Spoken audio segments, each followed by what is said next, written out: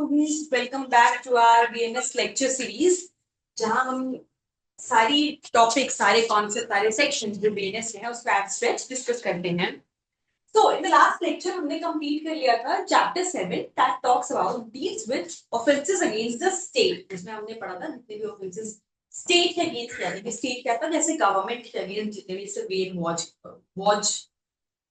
Veg करना, sorry waging war, ये सारे इसको अटेम्प्ट करना, वेज करना, ये सारे ऑफेंसेस जो हैं ये सारा हमने चैप्टर 7 के अंदर पढ़ा था।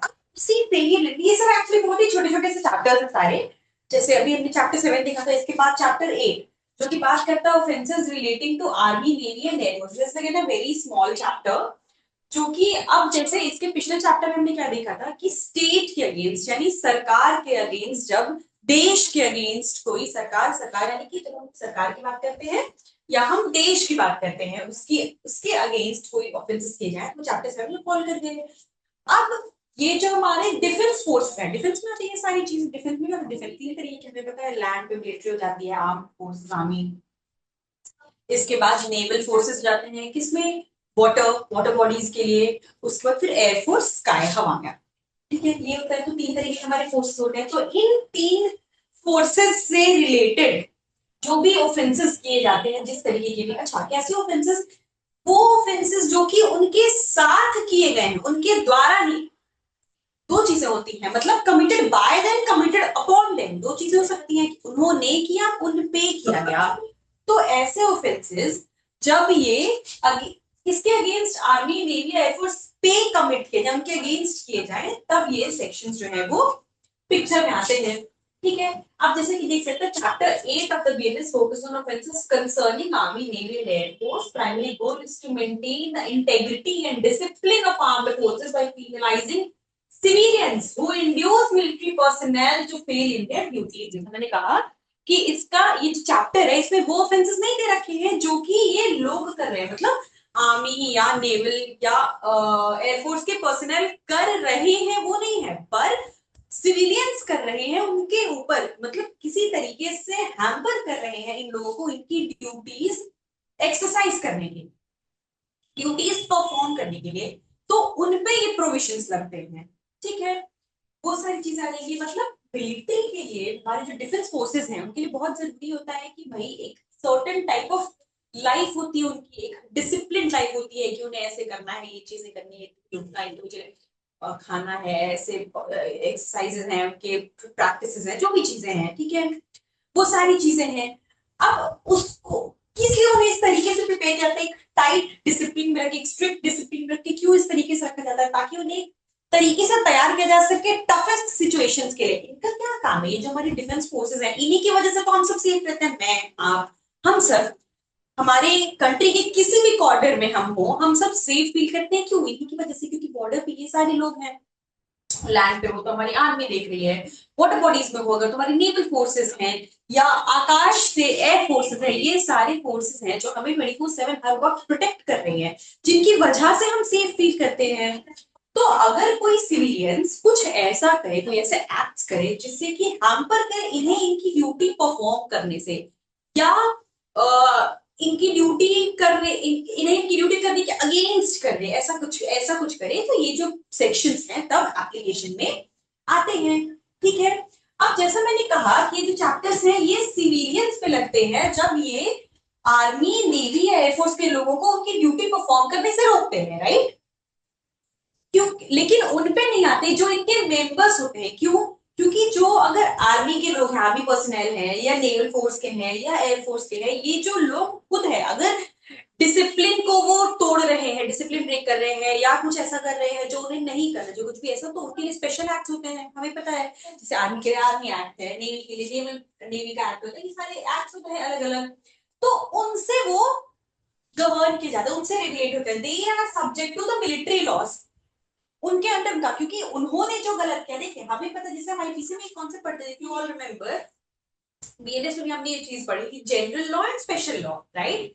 ये चीज होती है। अब हमें पता है कि बीएनएस जो है वो एक जनरल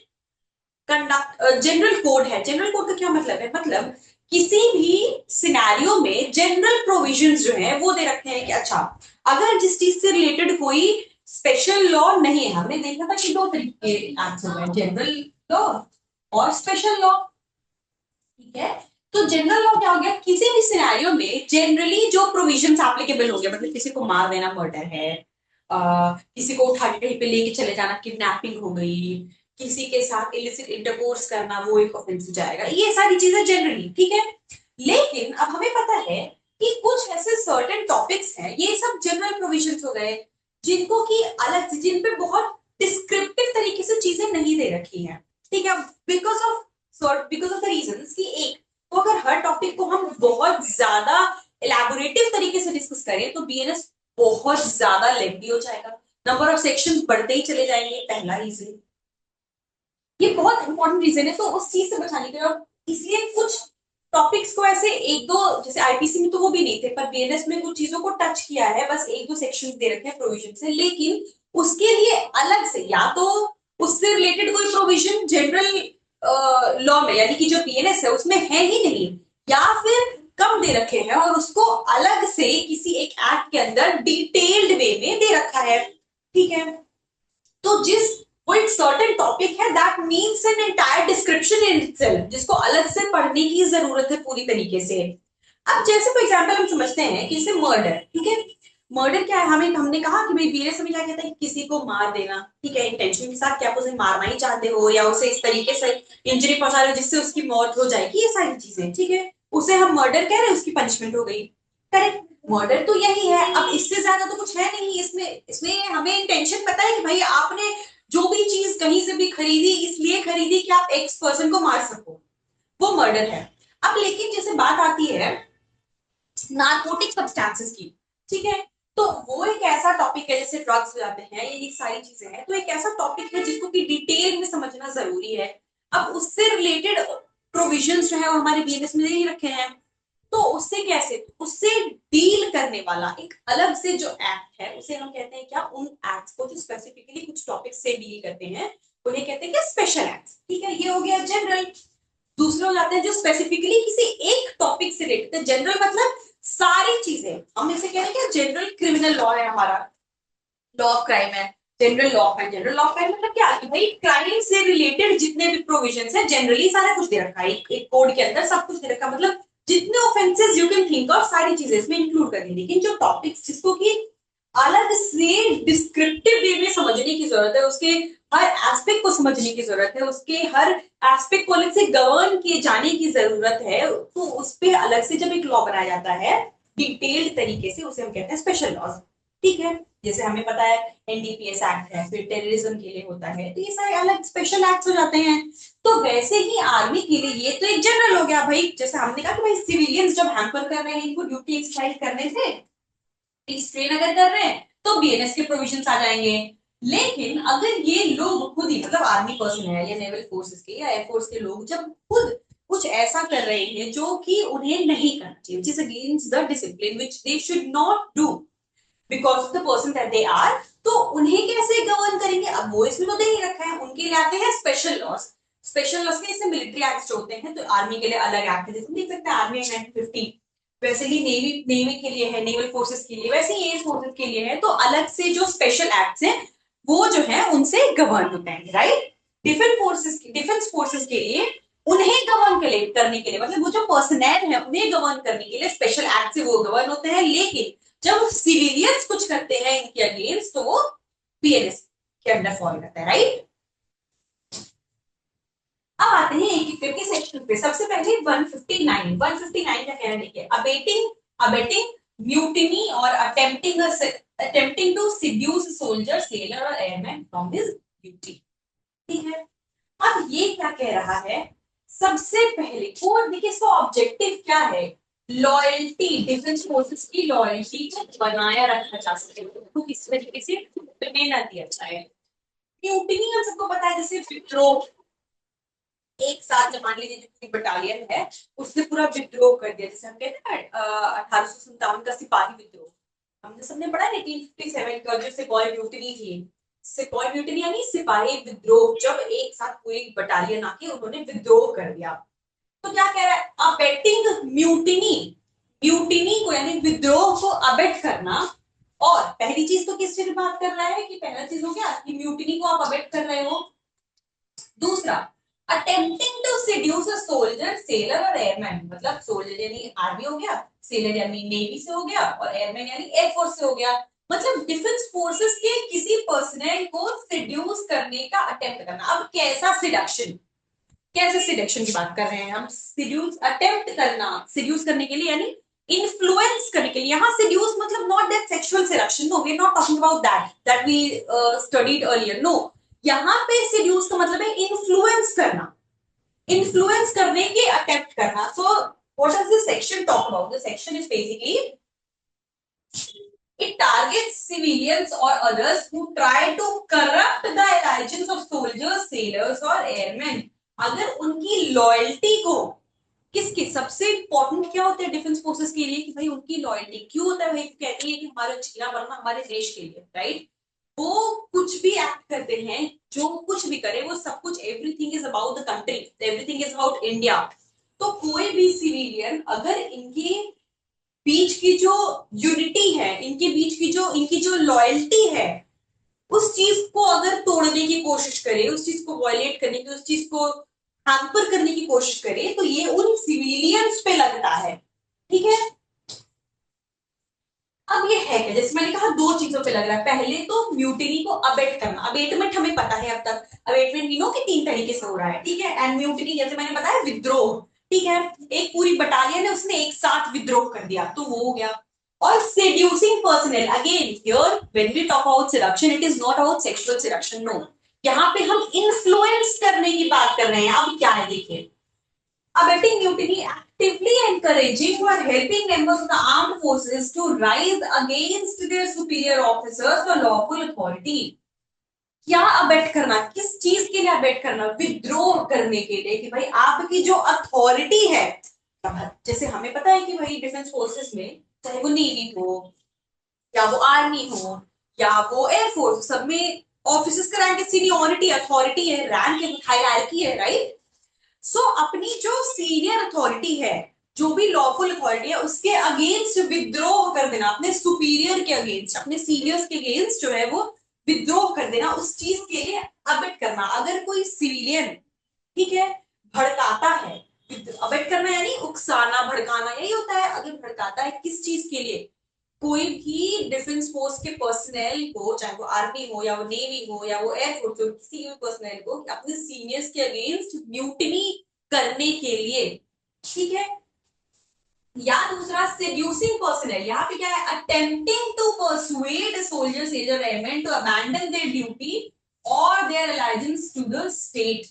अब दूसरी चीज क्या कह रहा है कि भाई उन्हें इन्फ्लुएंस करने की कोशिश करना कि आप उस डिफेंस पर्सनल की जो लॉयल्टी है उनके कंट्री के लिए या उनकी ड्यूटी के लिए, कि भाई नहीं, this is all to me, ये entirely this is my life and I owe my life to my country and this is it, यही है उनके लिए। तो उनको इन्फ्लुएंस करना कि भाई ऐसा नहीं है, उनकी लॉयल्टी को तोड़ने की कोशिश करना, वो हो जाएगा इन्फ्लुएंस करना, वो हो जाएगा सेड्यूस करने के अंदर कवर हो जाएगा। तो ये सेक्शन क्या कह रहा है, whoever, कोई भी इंसान, whoever, यहाँ पे हम बात कर रहे हैं किसी भी इंसान की, सिविलियंस की, whoever का हम सिविलियंस कवर करते हैं, ठीक है। Abets the committing of mutiny by an officer, soldier, sailor or airman in the army, navy or air force, the government of India। और पहली चीज क्या करता है, म्यूटिनी कमिट करने के लिए अबेट करता है उसको, ठीक है, कि विद्रोह कर दो भाई, जो हो रहा है तुम्हें इसके अगेंस्ट आवाज उठानी चाहिए, ऐसे भड़का के उसे म्यूटिनी करने के लिए अबेट करता है। या दूसरी चीज, attempts to seduce any such officer, soldier, sailor or airman from his allegiance or his duty, या उनकी जो लॉयल्टी है, उनकी जो ड्यूटी है, उससे उसके अगेंस्ट उन्हें वो इन्फ्लुएंस, उसके उल्टे, उसके कुछ कॉन्ट्री उन्हें इन्फ्लुएंस करने की कोशिश कोई करता है, अटेम्प्ट, वहां पे पनिशमेंट क्या है, लाइफ इम्प्रिजनमेंट और imprisonment up to 10 years and finally life imprisonment, life imprisonment तो भी, या फिर 10 साल तक की इम्प्रिजनमेंट, दोनों में से कुछ भी, उसके साथ ही फाइन, ये पनिशमेंट है, ठीक है। इंपॉर्टेंट क्या क्या है सेक्शन के होने के लिए, किसको इन्फ्लुएंस किया जा रहा है या बेटमेंट किस पे किया जा रहा है, टारगेट कौन है, जो डिफेंस पर्सनल है, आर्मी नेवी या एयरफोर्स के जो कोई भी पर्सनल है वो, ठीक है, टारगेट कौन है, इंटेंशन क्या है, इंटेंशन ये है भाई म्यूटिनी करवाना, या तो म्यूटिनी करवाना या फिर उन्हें उनकी ड्यूटी से डिजर्शन करवाना, मतलब उनकी ड्यूटी से उनको हटाने की कोशिश करना है, किसी भी तरीके से उसके उनकी लॉयल्टी को हैम्पर करने की कोशिश करना। और किया क्या जा रहा है, ये मेंस लिया हो गया, और एक्टिव सीरियस क्या है, या तो अबेटमेंट है या फिर अटेम्प्ट है।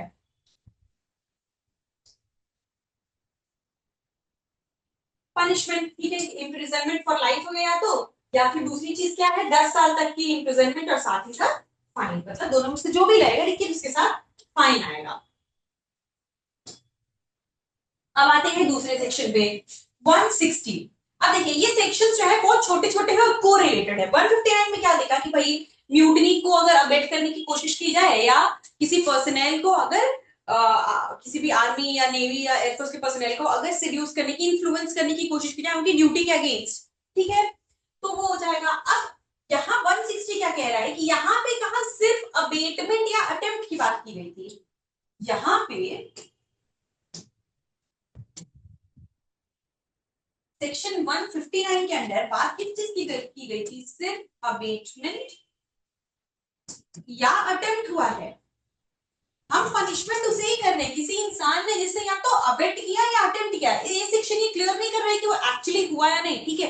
जैसे मान लीजिए मैंने अबेटमेंट किया लेकिन वहां की म्यूटनी हुई नहीं, अभी बात कर रहा है 159। 159 ने क्लियर किया ही नहीं कि एक्चुअली म्यूटनी हुई या नहीं है, एक्चुअली सिलेक्शन हुआ या नहीं, बात सिर्फ इतनी की कि अबेटमेंट अगर किया या अटेम्प्ट किया तो उसकी पनिशमेंट इतनी हो जाएगी, ठीक है। Now 160 tells us the abatement of mutiny if mutiny is committed in consequence thereof। अब जो अबेटमेंट किया था म्यूटनी के लिए उसके कॉन्सिक्वेंस में म्यूटनी हो गई। 159 ने कहा कि भाई सिर्फ अबेटमेंट कर दिया उतना ही काफी है, हुआ या नहीं हुआ वो तो सेकेंडरी चीज है, अबेटमेंट के स्टेज पे पनिशमेंट हो गई। 160 बता रहा है कि अब आपने अबेटमेंट किया और उसके कॉन्सिक्वेंस पे म्यूटनी हो गई, जिस चीज के लिए अबेट किया वो कमिट हो गया, तब क्या पनिशमेंट है, उस केस में पनिशमेंट वही सेम चीज है, उसके साथ एक चीज जुड़ जाएगी, देखिए पनिश्ड विद डेथ और विद इम्प्रिजनमेंट फॉर लाइफ और imprisonment up to 10 years and fine, मतलब वही सेम चीज है, वही सेम चीज। उसमें क्या था, लाइफ इम्प्रिजनमेंट, 10 साल तक की इम्प्रिजनमेंट और दोनों के साथ फाइन। यहाँ पे क्या कह रहे हैं, वो तो है ही है लेकिन क्योंकि म्यूटनी करने के लिए उसे उकसाया था, भड़काया था और म्यूटनी हो गई तो एक स्टेप बढ़ जाएगा और वहां पे क्या पनिशमेंट हो जाएगी, यहाँ पे डेथ पेनाल्टी भी इंक्लूड कर दी गई, ठीक है।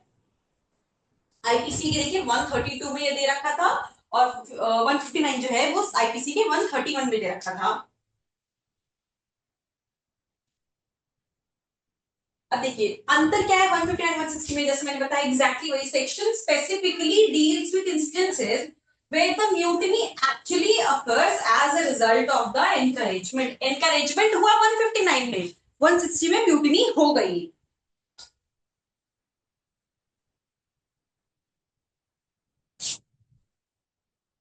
ठीक है।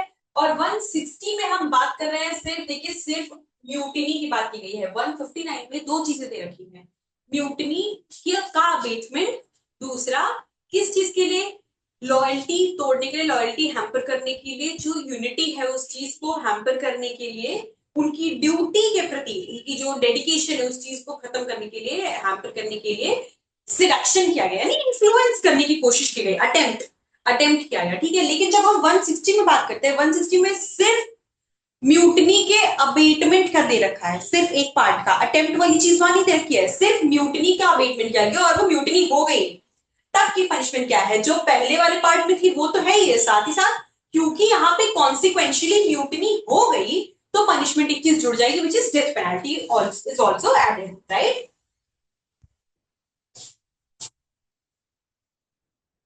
अब यहाँ पे क्या कह रहे हैं, अबेटमेंट हुआ, अबेटमेंट क्या हुआ, मतलब या तो कॉन्स्पिरेसी की गई, इंस्टिगेशन किया गया या एड किया गया किसी भी तरीके से, टारगेट कौन था, कोई भी डिफेंस का पर्सनल, रिजल्ट क्या हुआ, म्यूटिनी हो गई, यही इसके एसेंशियल्स हो गए।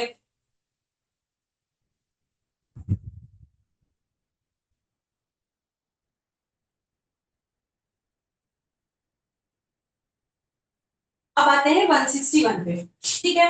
161 देखिए क्या कह रहा है, abetment of assault by soldier, sailor or airman on his superior officer when in execution of his office। अब देखिए ये जो ऑफेंस है, अभी तक हमने जो बात करी, ये क्या लिखा था ऊपर, whoever, whoever था 150 एंड 160 दोनों में, मतलब whoever is a very broad term, हमने अब तक देखा कि whoever मतलब सब पे एप्लीकेबल हो जाएगा, हर किसी पे।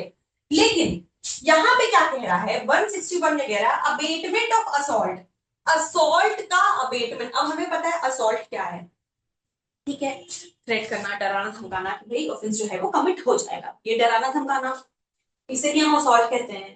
तो असॉल्ट का अबेटमेंट मतलब असॉल्ट करने के लिए उसे भड़काया गया बाय सोल्जर, सेलर और एयरमैन ऑन हिज सुपीरियर। किसको भड़काया गया, किसी डिफेंस पर्सनल को, किस चीज के लिए, किस चीज के लिए, असॉल्ट करने के लिए ऑन हिज सुपीरियर ऑफिसर, मतलब किसी आर्मी के या नेवी के या एयरफोर्स के पर्सनल को अबेट किया गया। किस चीज के लिए अबेट किया गया, किनको किया गया, टारगेट कौन हो गए, जो डिफेंस के पर्सनल है, ठीक है, वो हो गए। किस चीज के लिए अबेट किया गया, यहाँ पे पहला क्या हो गया एक्ट, टारगेट कौन हो गया, ये इनमें से कोई भी। दूसरा एक्ट क्या है, अबेटमेंट किया गया किस चीज के लिए, कि वो असॉल्ट कमिट करे, किसके ऊपर, अपने किसी सीनियर के ऊपर, और कब, वाइल एक्सरसाइजिंग देयर ड्यूटी, जब वो अपनी ड्यूटी को परफॉर्म करे। कौन, सीनियर्स, जब सीनियर अपने ऑफिस की अपनी ड्यूटी को एग्जीक्यूशन में हो, when in execution of his duty.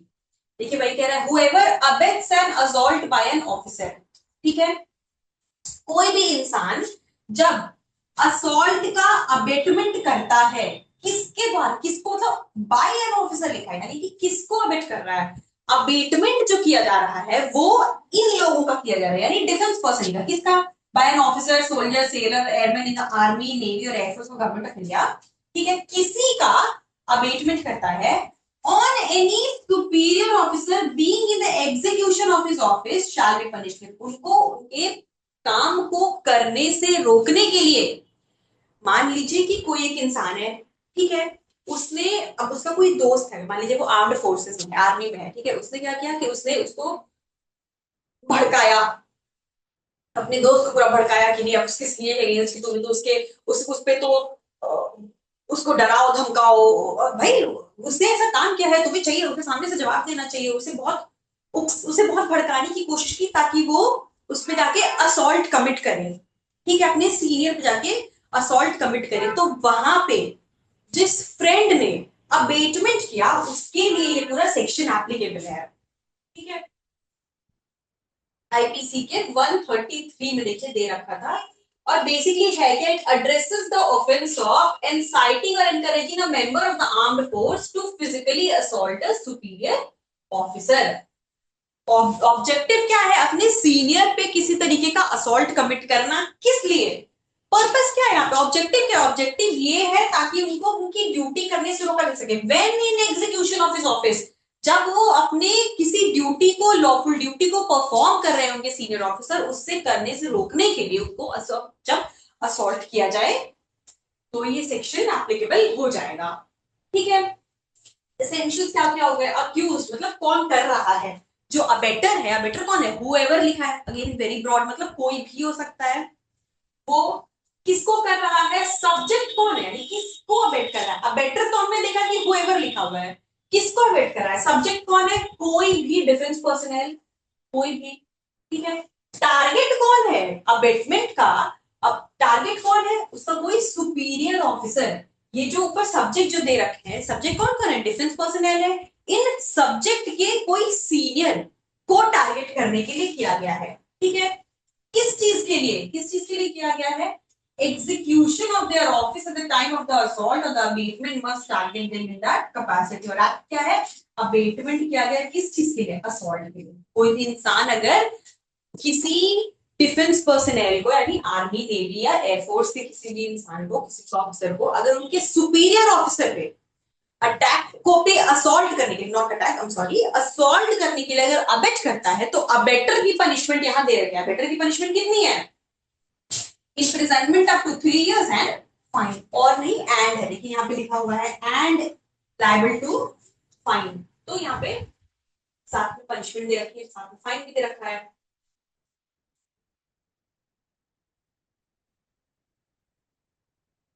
अब आते हैं 162 पे।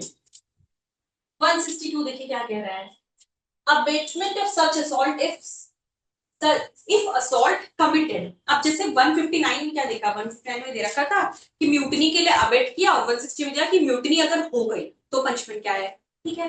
वैसे 161 में दिया कि भाई अगर असॉल्ट करने के लिए अबेट किया, और 162 कह रहा है कि और असॉल्ट हो गया, असॉल्ट कमिट कर दिया गया। 161 में सिर्फ अबेटमेंट की बात की गई, वहां पे ऑफेंस हुआ या नहीं वो अलग चीज थी। 162 कह रहा है कि भाई जिस चीज के लिए अबेट किया था 162 के अंदर वो ऑफेंस कमिट हो गया, यानी असॉल्ट हो गया, अब क्या पनिशमेंट होगी। तो 162 कहता है whoever abets an assault by an officer, soldier, sailor or airman in the army, navy or air force, the government of India, or any superior officer being in the execution of his office shall, if the assault be committed in consequence of that abatement, be punished with imprisonment up to 7 years and fine। ये क्या बता रहा है, इस section ने बस इतना सिखाया कि पिछले वाले सेक्शन में जिस असॉल्ट की हमने बात करी थी, मतलब जिस असॉल्ट के अबेटमेंट की, वो असॉल्ट अगर 162 के अंदर कमिट हो गया तो पनिशमेंट कितनी हो जाएगी, 7 साल तक की इम्प्रिजनमेंट और फाइन। वही चीज दे रखी है यहाँ पे।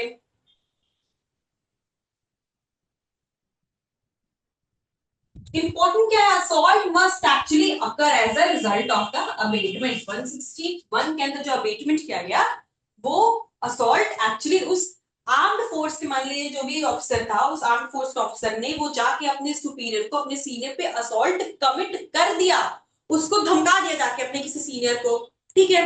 अब जब धमका दिया अगर किसी के कहने में आके, किसी के उकसाने में आके, वो जो अबेटर है उसके लिए पनिशमेंट क्या होगी, क्योंकि वो असॉल्ट कमिट हो गया है, तब पनिशमेंट कितनी हो जाएगी, 7 साल तक की इम्प्रिजनमेंट और फाइन। और अगर असॉल्ट नहीं होता है तब कितना दिया हुआ था, सिर्फ अबेटमेंट का 3 साल तक की इम्प्रिजनमेंट और यही था।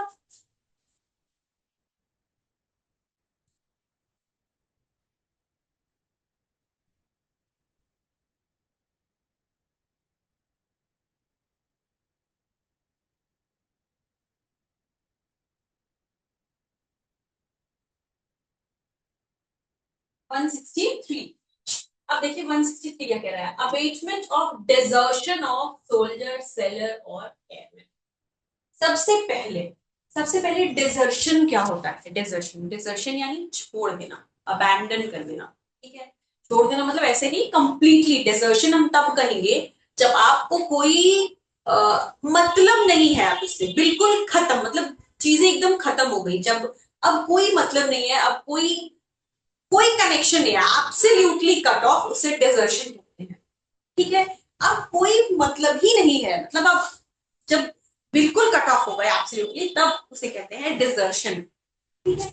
तो 163 जो है वो क्या कह रहा है कि desertion of soldier, sailor, airman, इसके अबेटमेंट की बात कर रहा है, यानी किसी डिफेंस पर्सनल को, किसी डिफेंस ऑफिसर को अगर आर्मी छोड़ने के लिए, डिजर्शन के लिए अबैंडन कर देना, डिजर्शन यानी अबैंडन कर देना मतलब कंप्लीटली छोड़ देना, ठीक है।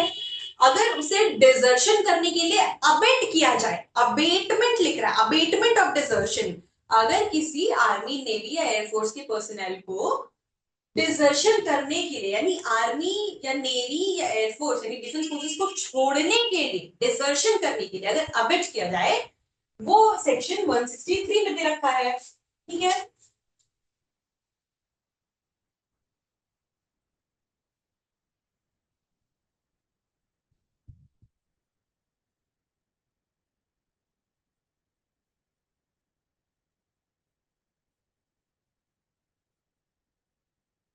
देखिए, the section penalizes civilians or individuals who encourage or assist a member of the armed force to abandon their post। abandon यानी छोड़ देना बिल्कुल, ठीक है। कौन किससे किससे कवर होगा, ये यही तीन, सोल्जर, सेलर या एयरमैन, मतलब तीनों फोर्सेस पे एप्लीकेबल हो जाएगा ये।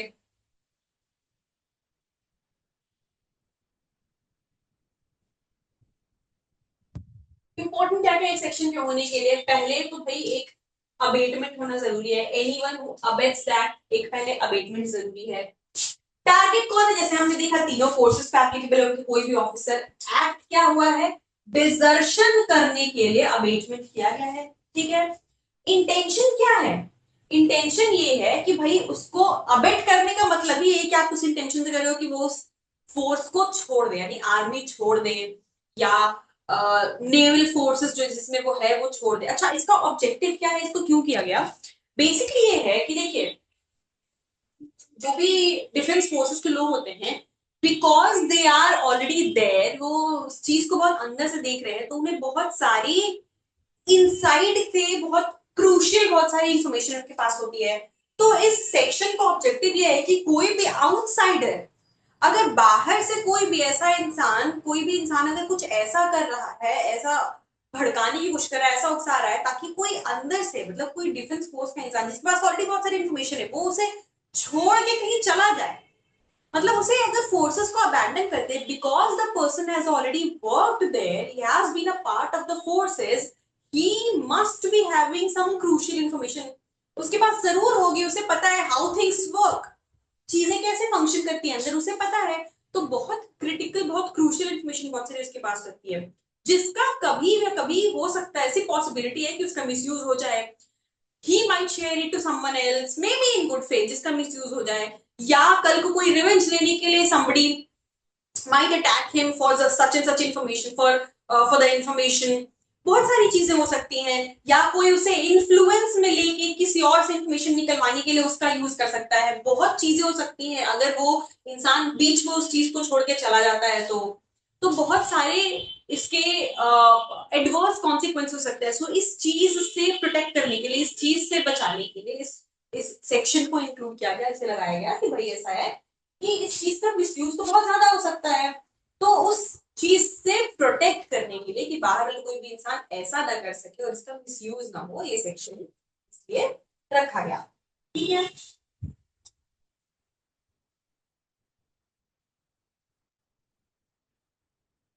नाउ इसकी पनिशमेंट कितनी दे रखी है, अगेन यहाँ पे भी अबेटमेंट की पनिशमेंट है, पनिशमेंट कितनी है, 2 साल तक की इम्प्रिजनमेंट और फाइन, या फिर दोनों। ठीक है, मतलब 2 साल तक की, देखिए इसमें क्या है, इम्प्रिजनमेंट अप टू 2 इयर्स और फाइन, और वो मतलब इम्प्रिजनमेंट भी सिर्फ हो सकता है या सिर्फ फाइन भी हो सकता है, ये दोनों चीजें भी दी जा सकती है, imprisonment with without fine. 164 now.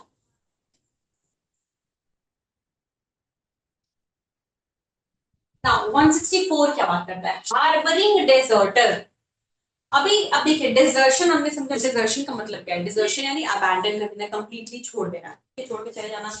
Harbour का मतलब क्या है, when we started discussing BLS, हमने जब स्टार्टिंग के सेक्शंस पढ़े थे तो हमने इंटरप्रिटेशन बहुत सारे टर्म्स के पढ़े थे, दे रखा था जो डेफिनेशन क्लॉज के अंदर, तो इन टर्म्स की मीनिंग क्या है, ये चीज हमने पढ़ी थी। वहां पे we read a term harbour. अब हार्बर का मतलब क्या होता है, हार्बर का मतलब होता है कि for example there is this criminal, ठीक है, कोई प्रिजनर है, वो जेल से भाग गया, ठीक है, तो उसे पुलिस पकड़े नहीं, इससे बचाने के लिए उसका कोई दोस्त है, मान लीजिए उसे उसे अपने घर में रखता है, छिपाता है, उसे कपड़े कपड़े प्रोवाइड करता है, भाई ऐसा है मेरे कपड़े पहन के रहो तो कोई पहचानेगा नहीं, उसे खाना देता है, और फिर उसे कुछ कुछ पैसे देता है कि कल बस स्टॉप जाके वहां से बस पकड़ के एस्केप कर जाना। ठीक है, तो किसी इंसान को भागने में मदद करना, उसे छुपाना, उसे फैसिलिटेट करना कि वो दोबारा पकड़ा ना जाए, उसमें हेल्प करना, उसे हम हार्बर कहते हैं। ठीक है, we have already studied this चीज, पर हमने क्योंकि अभी वापसी पढ़ना है तो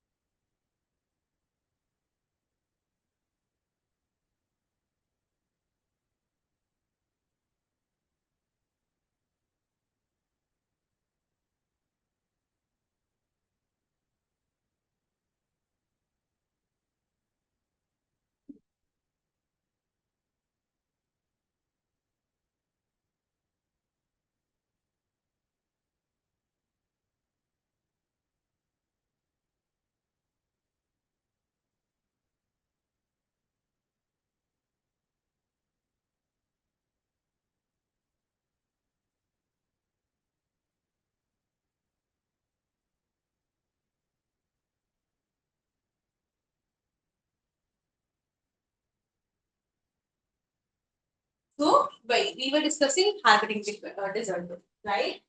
तो हमें पता है कि अभी हार्बरिंग का मतलब क्या होता है और डिजर्शन का मतलब क्या होता है, दोनों चीजें हमें पता है।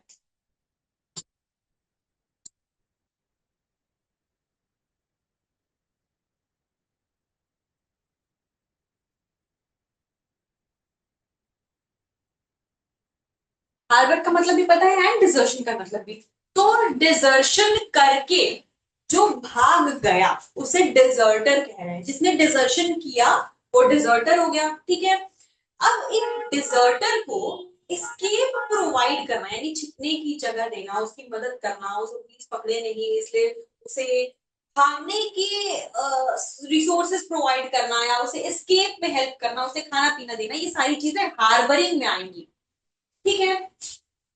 ये सेक्शन बेसिकली है क्या, it makes it punishable offence to knowingly harbour, provide shelter to और conceal a person who is a deserter from the armed forces. Armed forces से भागा हुआ कोई डिजर्टर है, कोई भाग गया है वहां से, ठीक है, उसकी मदद करना वो इस सेक्शन के अंदर पनिशेबल है, सेक्शन 164 के अंदर।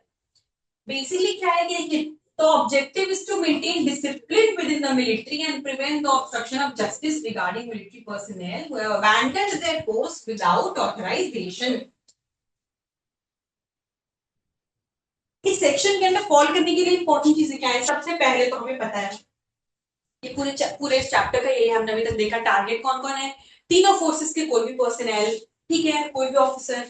ऑब्जेक्टिव यानी कि मेन इंटेंशन, मेन से क्या है, मेन से जो है वो हार्बर करने की यानी शेल्टर करने की है, यानी हेल्प करने की। Person providing shelter must know और have reason to believe that the individual is a deserter, जानते हुए उसे पता है कि भाई ये जो ऑफिसर है ये आर्मी से या वो एयरफोर्स से भागा हुआ है, वो बिना बताए बिना ऑथराइजेशन के बिना परमिशन के वहां से भाग गया है, उसके बाद भी जानते हुए इंटेंशन से उसकी मदद करना, उसे भागने के लिए हेल्प प्रोवाइड करना, उसे छिपने के लिए जगह देना, ये सारी चीजें हार्बरिंग, ठीक है। ये इंटेंशन क्या है, इंटेंशन आपको पता है, नॉलेज है भाई कि हाँ ये इंसान एक डिजर्टर है, और एक्ट क्या है, हार्बर करना यानी उसे कंसील होने के लिए मदद करना या शेल्टर फूड प्रोवाइड करना, ये सारी चीजें एक्ट हो जाएगी। इस चीज के लिए पनिशमेंट क्या है, देखिए whoever except as herein accepted। अब ये पार्ट जो है ये जो दे रखा है ये इसका एक्सेप्शन दे रखा है, ठीक है, मतलब प्रोविजन के साथ साथ एक्सेप्शन भी रखे। एक्सेप्शन क्या है, जैसे आप नीचे में देख सकते हैं कि ये एक्सेप्शन भी है, साथ एक्सेप्शन देख लिए, बट पहले मेन प्रोविजन क्या कह रहा है, whoever knowing or having reason to believe that an officer, soldier, sailor or airman in the army, navy or air force harbors such officer, soldier, sailor or airman shall be punished with imprisonment up to 2 years or fine or both। क्या कह रहा है, कोई भी इंसान जिसे ये पता है, ये जानकारी है उसे इस बात की कि जिसको वो मदद कर रहा है, मतलब जिसे वो हार्बर कर रहा है, वो कौन है, वो एक डिजर्टर है, यानी वो आर्म फोर्सेस से भागा हुआ इंसान है, एक ऑफिसर है, उसकी जानबूझ के भी मदद कर रहा है, अगर उसे हार्बर कर रहा है यानी उसे शेल्टर प्रोवाइड कर रहा है, फूड प्रोवाइड कर रही सारी चीज दे रहा है, तो वहां पे पनिशमेंट कितनी है, 2 साल तक की इम्प्रिजनमेंट या फाइन या फिर दोनों, दोनों चीजें हो सकती है, या तो सिर्फ फाइन या फिर सिर्फ इम्प्रिजनमेंट, या दोनों दोनों चीजें भी हो सकती है।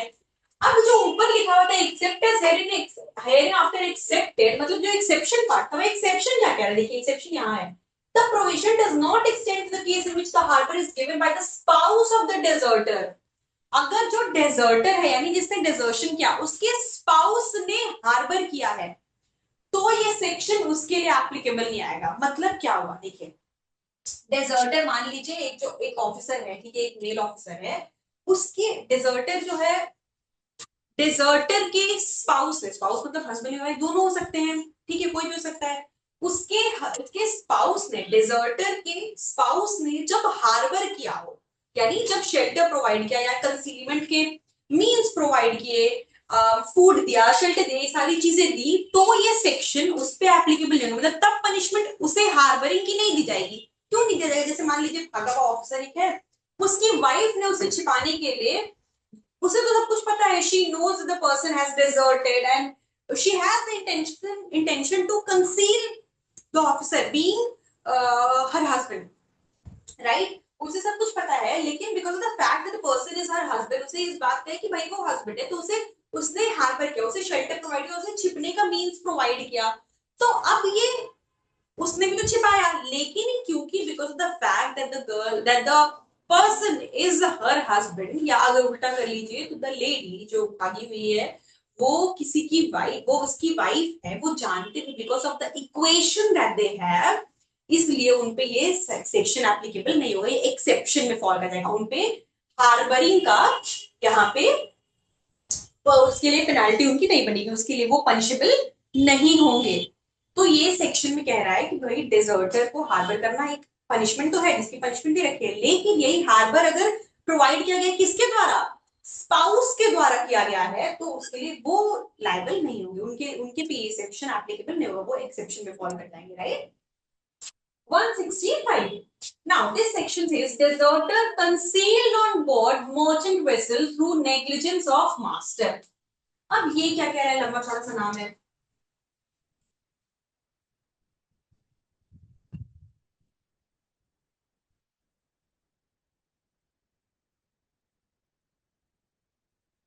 देखिए ये सेक्शन क्या कह रहा है कि this section deals with the liability of a master of a ship regarding deserters from the army, navy और एयर फोर्स।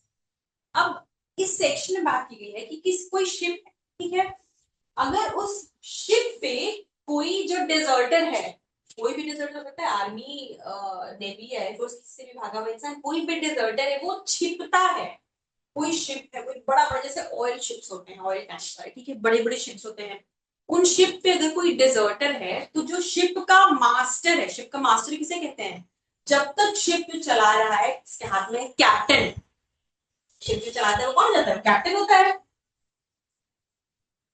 तो शिप का मास्टर, जब तक वो शिप चला रहा है कैप्टन, उसे ही मास्टर कहते हैं, ठीक है। तो शिप का जो मास्टर है उसकी क्या लाइबिलिटी होगी, किस कॉन्टेक्स्ट में, किस रिगार्डिंग, डेजर्टर के रिगार्डिंग। अगर कोई डेजर्टर शिप में आके छिप गया है, कंसील हुआ है, छिपा हुआ है, तो जो कैप्टन है यानी जो मास्टर ऑफ द शिप है उसकी क्या लाइबिलिटी बनेगी, ठीक है।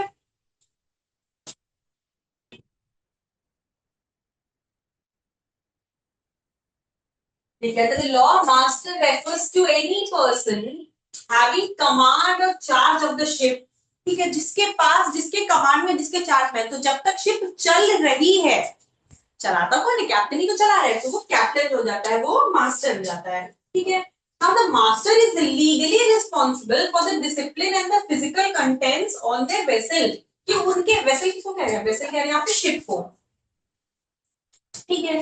मास्टर को इस बात की जानकारी होनी चाहिए कि भाई जिस शिप को आप चला रहे हो वो, उसमें क्या क्या चीजें, उसमें फिजिकली क्या क्या चीजें लोड की गई है, उसमें क्या क्या रखा हुआ है, या उसमें कौन कौन से इंसान है, ये सारी चीजें। अब जैसे देखिए इसको कैसे समझ सकते हैं, कोई ट्रेन होती है, ठीक है, ट्रेन होती है, या जैसे फ्लाइट्स हैं, ठीक है, तो वहां पे क्या होता है कि भाई जब उसकी आप ट्रेन की टिकट कटाओ या फ्लाइट की भी टिकट आप लो, तो बॉडी पास जो है वहां पे क्या होता है कि आपकी फिक्स सीट नंबर फिक्स होती है, प्लेन्स में भी है एंड फ्लाइट्स में भी है, कि उससे एग्जैक्ट इंसान को पता लगा सकता है कि वो कहाँ है, राइट, बिकॉज उसकी सीट फिक्स है, वो वहीं होगा। लेकिन बड़े बड़े जो शिप्स होते हैं, बड़े बड़े जैसे जो बड़े बड़े से शिप्स होते हैं, तो उनमें क्या होता है कि भाई आप उस शिप में कहीं पे भी किसी भी कॉर्नर में, जो क्रूज होते हैं जैसे, राइट, तो क्रूज पे क्या है, आपकी जगह तो नहीं फिक्स है कि आप इस कॉर्नर में रहोगे, आप उस क्रूज पे कहीं पे भी हो सकते हो,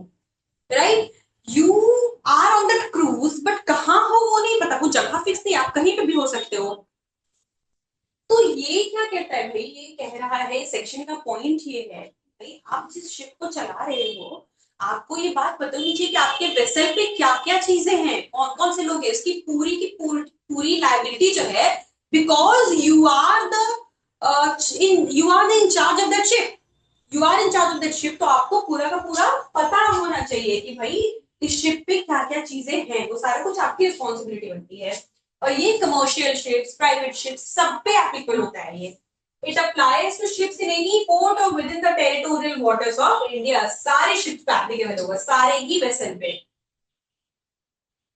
अब ये कह क्या रहा है देखिए, ये तो हमने देखा कि पर्सन इन चार्ज किसे, मास्टर किसे कह रहे हैं, या कौन से शिप्स एप्लीकेबल हो जाएंगी, ये सारा। अब ये सेक्शन क्या है, द मास्टर और person in charge of a merchant vessel, ठीक है, on board of which any deserter from the army, navy, air force, the government of India is concealed shall, though ignorant of such concealment, be liable to a penalty not exceeding 3,000 rupees if he might have known of such concealment was some neglect of his duty as such master or person in charge, but for some want of discipline on board of his vessel.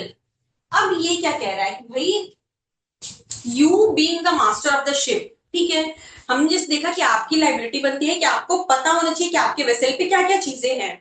तो अगर आप इतने ignorant थे कि आपको पता नहीं है कि भाई आपकी शिप पे क्या क्या चीजें हैं, आप नहीं जानते उस बारे में, कोई छिपा हुआ है, कोई डिजर्टर छिपा हुआ है, आपको इस बारे में कोई जानकारी नहीं थी, अगर आपको कोई जानकारी नहीं थी यहाँ पे, तो पनिशमेंट कितनी है, liable to penalty not exceeding 3,000 rupees, 3,000 तक का फाइन लगेगा, ठीक है।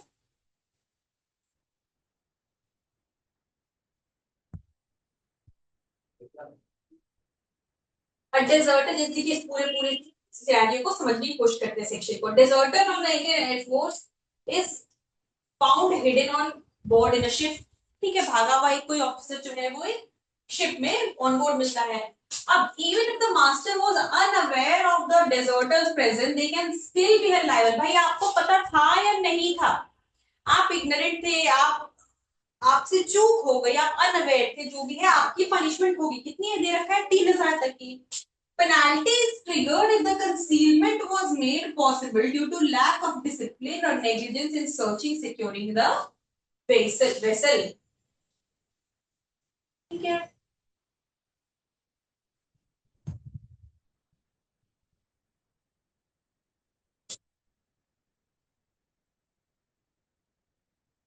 इस सेक्शन का पॉइंट क्या है, पॉइंट ये है कि भाई आपको जितनी ड्यू केयर रखना चाहिए था, जितना ध्यान देना चाहिए था, because you are in charge of the ship, तो आपकी लाइबिलिटी बनती है, आपने नहीं रखा, इसलिए आप पे पनिशमेंट इम्पोज की गई है, ठीक है।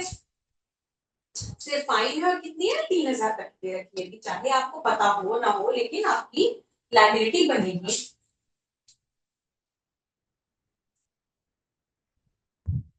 166 abetment of act of insubordination by soldier, sailor और एयरमैन। अब यहाँ पे क्या बात करते हैं, जैसे हमें पता है कि भाई क्या है, किसी भी फोर्स में रैंक्स होती है, ठीक है, हायरार्की, एक सर्टेन हायरार्की होती है, जैसे सबसे पहले जनरल, फिर ब्रिगेडियर, फिर ऐसे करके पूरे रैंक्स होते हैं। सिमिलरली आर्म्ड फोर्सेस में भी, सॉरी एयर फोर्स में भी एंड नेवल फोर्सेस में भी, एक्सक्यूज मी, तो यह हायरार्की फिक्स्ड होती है। अब this section, section 166 talks about कि भाई इनसबऑर्डिनेशन, इनसबऑर्डिनेशन मतलब जो हायरार्की दी हुई है वहां पे ऑर्डर्स को डिसओबे करने का काम है। इनसबऑर्डिनेशन, सबऑर्डिनेट एक के अंडर एक से सबऑर्डिनेशन होता है ना, सो इनसबऑर्डिनेशन के यानी अपने जो सुपीरियर अथॉरिटी है उनके ऑर्डर्स को, उनके कमांड्स को डिसओबे करने का काम किया है, तो उस बारे में सेक्शन बात करता है। पर्पस क्या है, जो पूरा ऑब्जेक्टिव ये है वो हायरार्की को और डिसिप्लिन को मेंटेन करना, कि उससे ना तोड़ा जाए, वरना क्या होगा, वरना तो बहुत ही क्योटिक सिचुएशन है कि कोई किसी के ऑर्डर्स ही नहीं ले रहा है। क्यों हमारे यहाँ पे आर्मी जो है या नेवल फोर्सेस जो है वो इतनी डिसिप्लिन है, नहीं वजह मुझे तो कि बिकॉज हमारे यहाँ पे ऐसी सिचुएशन थैंकफुली अब तक नहीं आई है। I would like to believe कैसा होगा, बिकॉज हमारे आर्म फोर्सेस बहुत ही डेडिकेटेड, लॉयल एंड बहुत ज्यादा ही डिसिप्लिन है। सो ये जो सेक्शन है वो यही कह रहा है बेसिकली कि जो हायरार्की है उसको तोड़ दिया आपने, आपको जिससे कमांडर चाहिए था आपने उसे डिसोबे कर दिया, अपनी डिसिप्लिन को तोड़ा, अपनी जो हायरार्कल इंटेग्रिटी थी जिससे आपको लेना था वो सारी चीजों को डिसरप्ट करने की कोशिश अगर किया है, उसको अबेटमेंट करने की कोशिश की है, तो वो 166 में फॉल कर जाता है।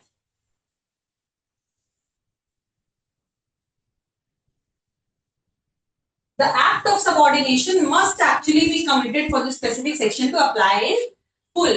अब यहाँ पे क्या, इन सबॉर्डिनेशन का मतलब क्या है, इसका मतलब हो गया डिसओबे करना, ठीक है, इन सबॉर्डिनेशन का मतलब डिसओबे करना। इंपॉर्टेंट क्या क्या इस सेक्शन होने के लिए, एसेंशियल्स क्या क्या हो जाएंगे, देखिए टारगेट तो एज यूजुअल हमें पता है, अभी तक सारे सेक्शन हम देखा यही, ठीक है। एक्ट क्या क्या गया, अबेटमेंट किया गया है, किस चीज के लिए अबेटमेंट किया गया है, इन सबॉर्डिनेशन के लिए। इंटेंशन क्या है, किस चीज के लिए किया गया है, इन सबॉर्डिनेशन का, ठीक है।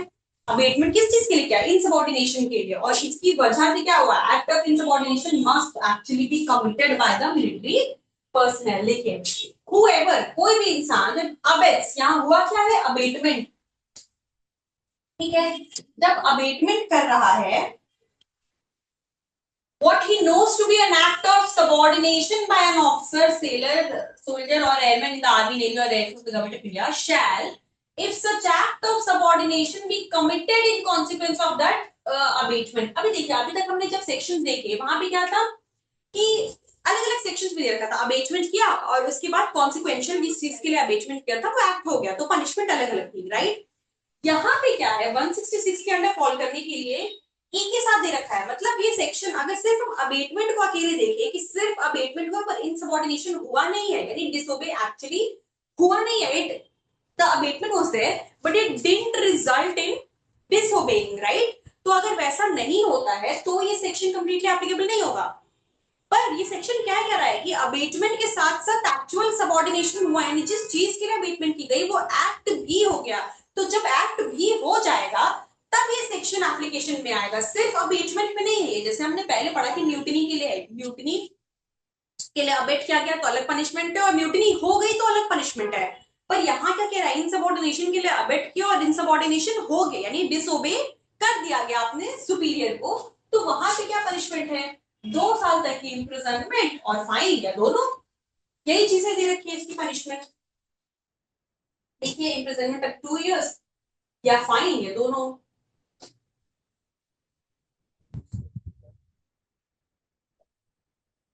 167, देखिए second last section of this chapter, person subject to certain acts. अब जब जो हमने स्टार्टिंग में बिल्कुल डिस्कस किया कि भाई स्पेशल एक्ट्स हैं, जैसे हमने क्या देखा कि ये पूरे जो चैप्टर है, ये पूरा chapter, if you all notice, इस पूरे चैप्टर के अंदर जो सेक्शन शुरू हो रहा है हर जगह पे whoever whoever whoever whosoever इस तरीके से लिखा है, यानी whoever या whosoever जब कह रहे हैं तो हम ये जनरल हो गया, सब पे एप्लीकेबल हो गया ये, रिगार्डलेस ऑफ कौन क्या है, राइट। लेकिन जैसे मैंने स्टार्टिंग में ये बात कही कि जब हम जनरल बात कर रहे हैं कि सब पे एप्लीकेबल होगा तब ये आ जाएगा, यानी कि हम कोई भी वो ऑफेंस कमिट कर रहा है वो इन पे आ जाएगा। लेकिन स्पेसिफिकली जब वही एक्ट्स कौन कर रहा है, इन डिफेंस फोर्सेस के लोग कर रहे हैं, तब कौन लायबल होगा, वो सेक्शन 167 में दे रखा है। देखिए क्या कह रहा है, no person subject to air force act, army act and navy act shall be the subject of punishment in this Sanhita for any of the offences defined in this chapter. मतलब यही एक्ट, इनमें से कुछ भी अगर इन फोर्सेस के लोग करते हैं तो वो इस चैप्टर के नहीं होंगे, एप्लीकेबल नहीं होंगे। वो किस चैप्टर के सब्जेक्ट सब्जेक्ट हो जाएंगे, they will be subject to specific acts. Army का अगर कोई इंसान सबऑर्डिनेशन किया है तो वो आर्मी एक्ट के अंडर हो जाएगा, नेवी का कोई इंसान किया है तो वो नेवल एक्ट के अंडर हो जाएगा, एयरफोर्स का कोई इंसान किया है, ऑफिसर किया है किसी ने, तो वो एयरफोर्स के सब्जेक्ट हो जाएंगे। लेकिन उनके अलावा अगर ये एक्ट कोई भी और इंसान करे, मतलब कह सकते हैं कौन, कोई भी सिविलियन हु इज नॉट, ऐसा कह सकते हैं ना, एनीवन बट नॉट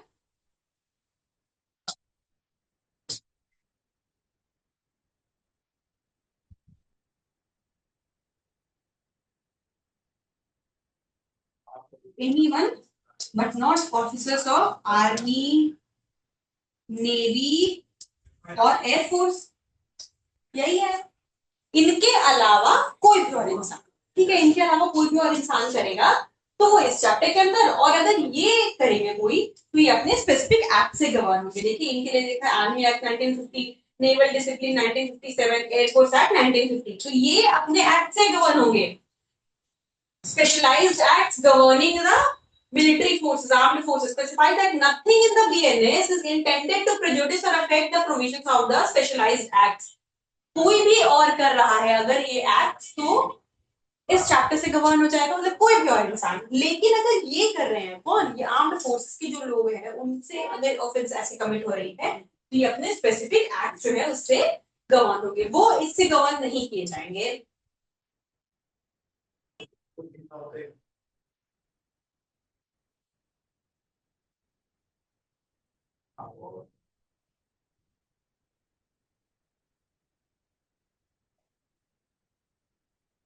इसके बाद इस चैप्टर का last section. As I said, this chapter is very, very easy. So, the last section, wearing garb or carrying token used by soldier, sailor or airman. ठीक है. Whoever not being a soldier, sailor or airman in the army, navy or air force of the government of India wears any garb or carries any token resembling any garb or token used by such a soldier, sailor or airman with the intention that it may be believed that he is such a soldier, sailor or airman. अब ये क्या कह रहा है? Basically मान लीजिए कोई, जैसे क्या है कि बहुत सारे शॉप्स में अब से कुछ टाइम पहले तक ये चीज हो रही थी कि भाई आर्मी के जो यूनिफॉर्म है वो इजीली किसी भी टेलरिंग शॉप में हो जा रहे हैं, बन जा रहे हैं. ठीक है.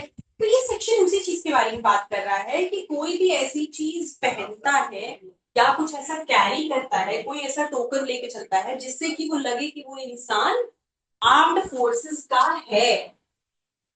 ठीक है. तो उसके लिए मतलब वो एक्चुअली है नहीं, कोई एक सिविलियन है. ठीक है. But that person carries something और इज वेयरिंग समथिंग जिससे लगे, जिससे कि एक्चुअली लगे कि that person is of armed forces, तो उनके लिए सेक्शन एप्लीकेबल हो जाएगा. The section is intended to prevent the misuse of military identity by civilians. जैसे मैंने कहा इजीली भाई आपने किसी टेलरिंग शॉप पे वैसे ड्रेस बनवा ली बिल्कुल, तो ऐसा कुछ कह रहा है. It ensures that the distinctive identity of the armed forces is not compromised for deceptive or unauthorized purposes. Unauthorized या डिसेप्टिव पर्पसेस के लिए कोई अगर किसी तरीके की चीज को यूज कर रहा है, कोई टोकन कैरी कर रहा है या कुछ पहन रखा है ऐसा, इज वेयरिंग समथिंग, तो उस चीज से जो रिजेम्बलेंस है उस चीज से कोई उसका कोई मिसयूज ना कर सके, उस रिजेम्बलेंस का मिसयूज ना हो सके, उस चीज से प्रोटेक्ट करने के लिए ये सेक्शन है 152. है क्या, देखिए जैसे मैंने कहा कि वेयरिंग एनीथिंग, कुछ पहना हुआ है, कोई भी क्लोथ, पीस ऑफ क्लोथ है या कुछ यूनिफॉर्म जो है या कुछ कैरी किया हुआ है, बैज, मेडल, कुछ भी. ठीक है. इसलिए रिजेम्बलेंस क्रिएट होता है. Item must be used by soldiers, seller, airman in the Indian armed forces. कुछ ऐसा जैसे कोई मेडल कैरी कर रखा है या कोई ऐसा स्पेशल कोई चीज जो कि सिर्फ उनके पास होती है, आर्म्ड फोर्सेस के पास होती है. किस लिए? जिससे वो क्या है, एक बहुत क्लियरली देख के कोई समझ सकता है कि अच्छा that person must be of armed forces. Resemblance create हो, बिल्कुल सिमिलैरिटी तक. अच्छा रिजेम्बलेंस और सिमिलैरिटी क्या हुई, मतलब जब हम रिजेम्बलेंस बात करते हैं तो एक ऑर्डिनरी मैन के पर्सपेक्टिव से होता है हमेशा कि भाई आप सामने वाली चीज इंसान को देखो तो आपको देख के एक बार में कंफ्यूजन हो जाए. जैसे कॉइन्स होते हैं फॉर एग्जांपल. ठीक है. असली सिक्का और नकली सिक्का अगर अगल बगल रखा है तो unless until you are very much aware of it या आप बहुत उसको क्लियरली देखो या यू नो अबाउट इट, अगर दो सिमिलर कॉइन्स, एक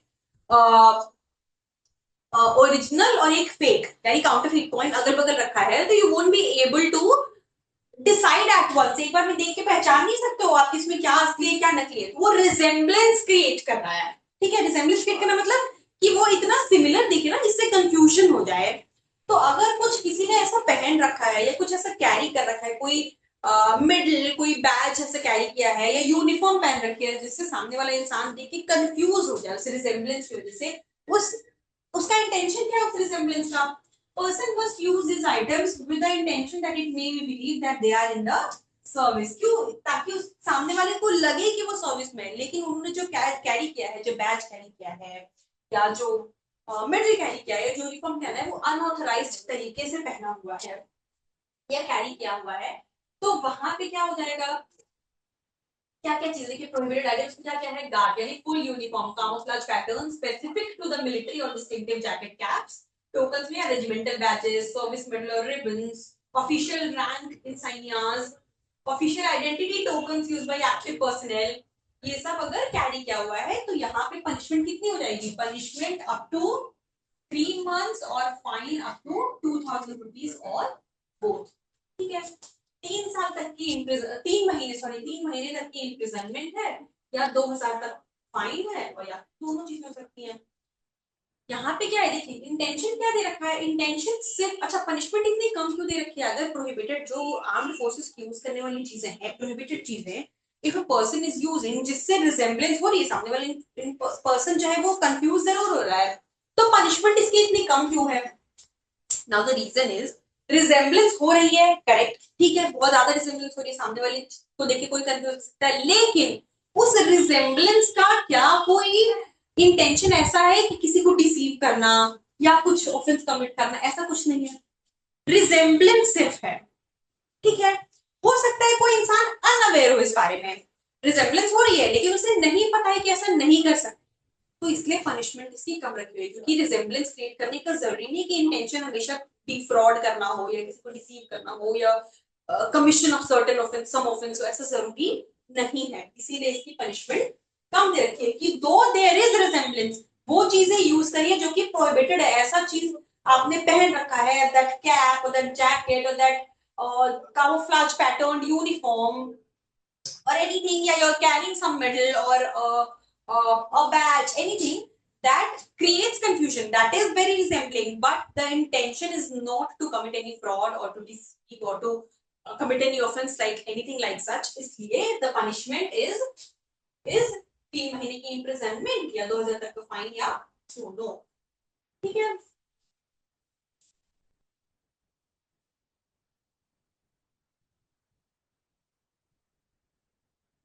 So with this entire chapter comes to an end. Now this is a very easy chapter, बहुत छोटा सा chapter है और बहुत easy सा है, बहुत क्वेश्चंस डिस्क्रिप्टिव टाइप इससे नहीं आते हैं, कई बार एक दो क्वेश्चन आ जाएंगे, एमसीक्यू टाइप में जनरली पूछ लेते हैं कि पनिशमेंट कितनी हो सकती है, दैट इज इट।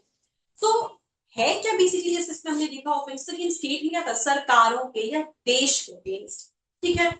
जब कोई ऑफेंस किए जा रहे थे तो वो ऑफेंस अगेंस्ट स्टेट में फॉल करता है, उसका ऑब्जेक्टिव क्या था कि भाई आप ऐसी चीज कर रहे हो, even even if it is against the government, तो आप ऐसा एक्ट कर रहे हो, ऐसा ऑफेंस कर रहे हो जो कि उस एक्ट की वजह से, ठीक है, it is intended against the government, but उससे क्या हो रहा है, नेशनल इंटेग्रिटी पे सवाल खड़ा हो रहा है, जो यूनिटी है, देश की सोवरेनिटी है, वो क्वेश्चन हो रही है, वो चैलेंज हो जा रही है, तो इसलिए वो पनिशेबल था। तो उस पूरे चैप्टर के अंदर हमने वो चीज देखी कि वो सारे ऑफेंसेस वैसे हैं जो कि नेशनल सिक्योरिटी को थ्रेट कर रहे हैं या नेशनल सोवरेनिटी जो है उसको चैलेंज कर रहे हैं। उसी तरीके से हम जब इस चैप्टर की बात करते हैं तो हम उन ऑफेंसेस की बात कर रहे हैं इसके अंदर जो कि देश के डिफेंस मैकेनिज्म जो है उसको उनका काम करने से रोकने के लिए किया जा रहा है। कोई भी इंसान, मतलब कोई भी इंसान में वी आर नॉट कंसिडरिंग या we are not including here वो सारे पर्सनल जो डिफेंस फोर्सेस से हैं। क्यों?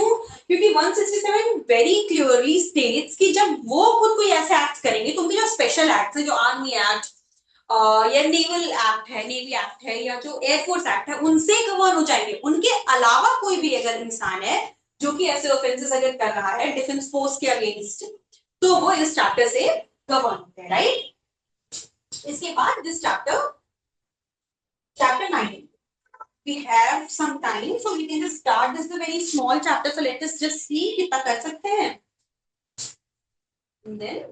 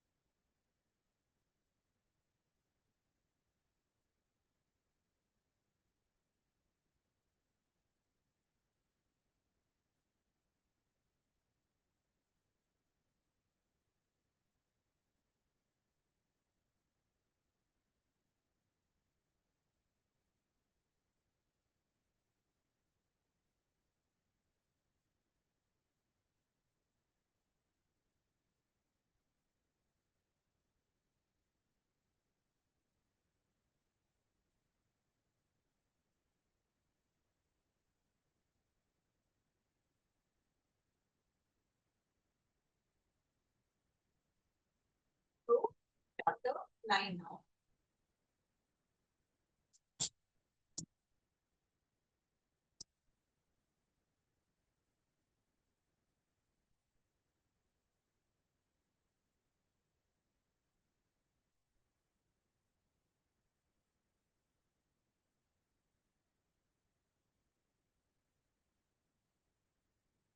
Chapter 9 offenses relating to elections. अब देखिए ये सारे जितने ऑफेंसेस ये जो चैप्टर्स हैं ये सारे कहीं ना कहीं देश की सोवरेनिटी, देश की यूनिटी, देश की डेमोक्रेसी से रिलेट कर रहे हैं। जैसे ऑफेंसेस अगेंस्ट स्टेट सबसे पहले चैप्टर 7, उसके बाद चैप्टर 8 आया जो कि डिफेंस सिस्टम के अगेंस्ट, डिफेंस मैकेनिज्म को हैम्पर करने के लिए उसके अगेंस्ट अगर ऑफेंस किया जा रहा है तो उसको गवर्न करने के लिए उसे किस तरीके से टैकल किया जाएगा।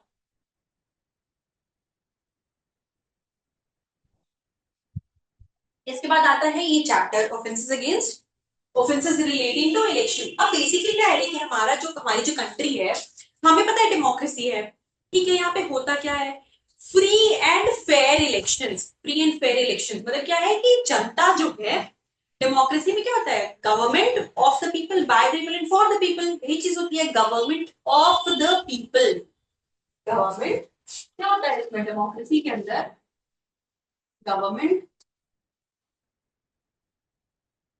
of the people, by the people and for the people, यही कॉन्सेप्ट होता है। तो जब हम डेमोक्रेसी की बात करते हैं तो भाई of the people, for the people and by the people होने के लिए जरूरी क्या है कि एक रिस्पॉन्सिबल गवर्नमेंट हो। रिस्पॉन्सिबल गवर्नमेंट हम कैसे लेके आएंगे, फ्री एंड फेयर इलेक्शन से। फ्री एंड फेयर इलेक्शन मतलब क्या है, हम एक सर्टेन इंटरवल्स पे, जो इंटरवल कितने टाइम का होता है शायद सबको पता है, 5 इयर्स का, ठीक है। 5 साल के इंटरवल के बाद एक फ्री एंड फेयर इलेक्शंस कराए जाते हैं। अलग अलग टाइम टर्म्स अलग अलग हो सकते हैं, टाइम अलग, सॉरी नॉट टर्म, टाइम अलग अलग हो सकता है। मतलब जरूरी नहीं है कि एक साथ सब इलेक्शन हो। सेंट्रल गवर्नमेंट की एक बार होगी, स्टेट्स की अलग अलग समय पे होती है, हर स्टेट के अलग अलग समय पे। तो पर कितने समय के लिए होती है, वो जो सरकार बनती है वो 5 साल के लिए बनी, ठीक है। अब जब हम कह रहे हैं free and fair elections, responsible government, government by the people, है क्या यहाँ पे सारी पावर लोगों के हाथ में दे रखी है। जब हम कॉन्स्टिट्यूशन पढ़ते हैं, कॉन्स्टिट्यूशन के जो प्रियम्बल है उसका सबसे पहला लाइन, सबसे पहला वर्ड कहां से शुरू होता है, it starts with we the people of India, हम भारत के लोग। तो सारी पावर, सोर्स ऑफ पावर जो है वो कहाँ है, वो हमारे हाथ में, वो जनता के हाथ में, वो भारत के लोगों के हाथ में है, ठीक है। और वो पावर कैसे एक्सरसाइज करेंगे, हम किस तरीके से पावर एक्सरसाइज कर सकते हैं, ऐसे ही तो कर सकते हैं चुनाव के द्वारा। जब हम इलेक्शन में अपने पसंदीदा रिप्रेजेंटेटिव्स को इलेक्ट करते हैं, हमारे पास क्या दे रखा है, हमारे पास राइट टू वोट है। You all must be knowing that right to vote is not a fundamental right but a constitutional right। अच्छा इसका रीजन क्या हो सकता है, हमने बहुत सारी चीजों को, जैसे राइट टू इक्वालिटी को, राइट टू लाइवलीहुड को, ये सारी चीजों को, राइट टू प्रिवेसी को, ये सबको तो फंडामेंटल राइट बना दिया। लेकिन हमने राइट टू वोट को फंडामेंटल राइट क्यों नहीं बनाया, पर कॉन्स्टिट्यूशनल राइट क्यों बनाया। So the reason behind this is कि वी अज्यूम कि भाई हमारी जनता जो है वो इतनी खुद समझदार है कि उन्हें पता है कि भाई आपके लिए ये हक है, ठीक है, ये हक आपका है, आपके लिए है, आप जो सरकार चुनोगी वो आपके ही लिए काम करेगी, फॉर द पीपल। ये राइट आपका है, आप एक्सरसाइज करोगे बाय द पीपल, लोगों ने चुनी ऑफ द पीपल। और वो रिस्पॉन्सिबल किसको होगी, जनता को ही होगी, जनता के लिए ही काम करना है, इसलिए फॉर द पीपल। तो हमारा जो कॉन्स्टिट्यूशन है ये मान के चलता है, जो कॉन्स्टिट्यूशन मेकर्स थे वो ये मान के चलते थे कि our people are very wise in the sense that they understand कि this is very important for them to exercise their right. भाई आप जब जाके अपना एक वोट दोगे उससे आप अपने रिप्रेजेंटेटिव को चुन रहे हो, आपके हिसाब से सरकार आएगी, आप जैसी सरकार चाहते हो। और आप अगर उस सरकार से 5 साल के बाद सेटिस्फाइड नहीं हो के काम से, again you have that power to change the government. आपको 5 साल बाद वो मौका दिया जा रहा है कि भाई चुनाव फिर से आप अपने रिप्रेजेंटेटिव को बदल दो। तो ये सारी शक्ति कहां से मिल रही है, ये सारी पावर कहां से आ रही है, ये इलेक्शन की वजह से ही तो आ रही है। आपके हाथ में राइट टू वोट क्यों दिया गया? आप जाओ चुनाव में अपनी सरकार बदल डालो, यही है। ठीक है, तो इस चैप्टर में हम बात करते हैं उसी चीज के बारे में कि इलेक्शन के अगेंस्ट किस किस तरीके के ऑफेंसेस हो सकते हैं। ठीक है,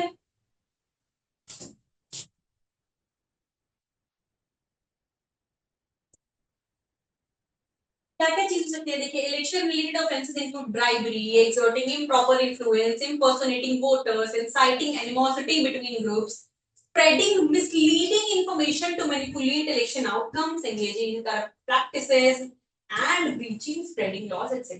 क्या क्या हो सकता है? ब्राइबरी यानी घूस देना, घूसखोरी, पैसे लेन देन करना, या गलत इंफॉर्मेशन फैलाना, या इलेक्शन के जो रिजल्ट आने वाले हो, जो आउटकम आने वाला हो, उसको मैनिपुलेट करने की कोशिश करना, या आपस में लोगों के बीच ऐसा एनिमिटी फैलाने की कोशिश करना किसी सर्टेन ग्रुप्स के लिए, किसी सर्टेन बात के लिए, इसे समझ करना। तो ये सारी चीजें इस चैप्टर के अंडर फॉल करती है, चैप्टर 9 के अंदर। ठीक है, सबसे पहले बात करते हैं सेक्शन 164 से। अगेन जैसे कि हमने पिछले चैप्टर में देखा, चैप्टर 8 में जब हम 159 से 168 तक हमने पढ़ा, the sections are very small and very easy, right? बहुत छोटे छोटे बहुत इजी सेक्शन है। Similarly this chapter also, chapter 9 बहुत छोटे छोटे बहुत इजी इजी से सेक्शंस हैं।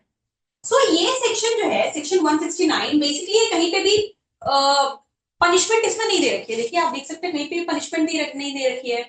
ये सेक्शन बात क्या करता है? ये सिर्फ और सिर्फ डेफिनेशन बताता है, सिर्फ डेफिनेशन दिया हुआ इस सेक्शन के अंडर। सेक्शन 171 आईपीसी का जो था वही सेम 169 है बीएनएस में। ठीक है, देखिए बेसिकली क्या है, जैसे मैंने कहा, it serves the definitions clause for the entire chapter on election related offences. जैसे कि हमने डेफिनेशंस का जो कि जो सेक्शंस पढ़े का जो सेक्शन पढ़ा था, सेक्शन डेफिनेशन वाला जो सेक्शन पूरा पढ़ा था, सेक्शन 3 के अंदर जो पूरा कॉन्सेप्ट दे रखा था, तो वैसे ही इस चैप्टर के लिए हमने क्या है यहाँ पे, ये जो चैप्टर पूरे चैप्टर के लिए सेक्शन 169 है जो एक तरीके से डेफिनेशन का काम करता है। ठीक है,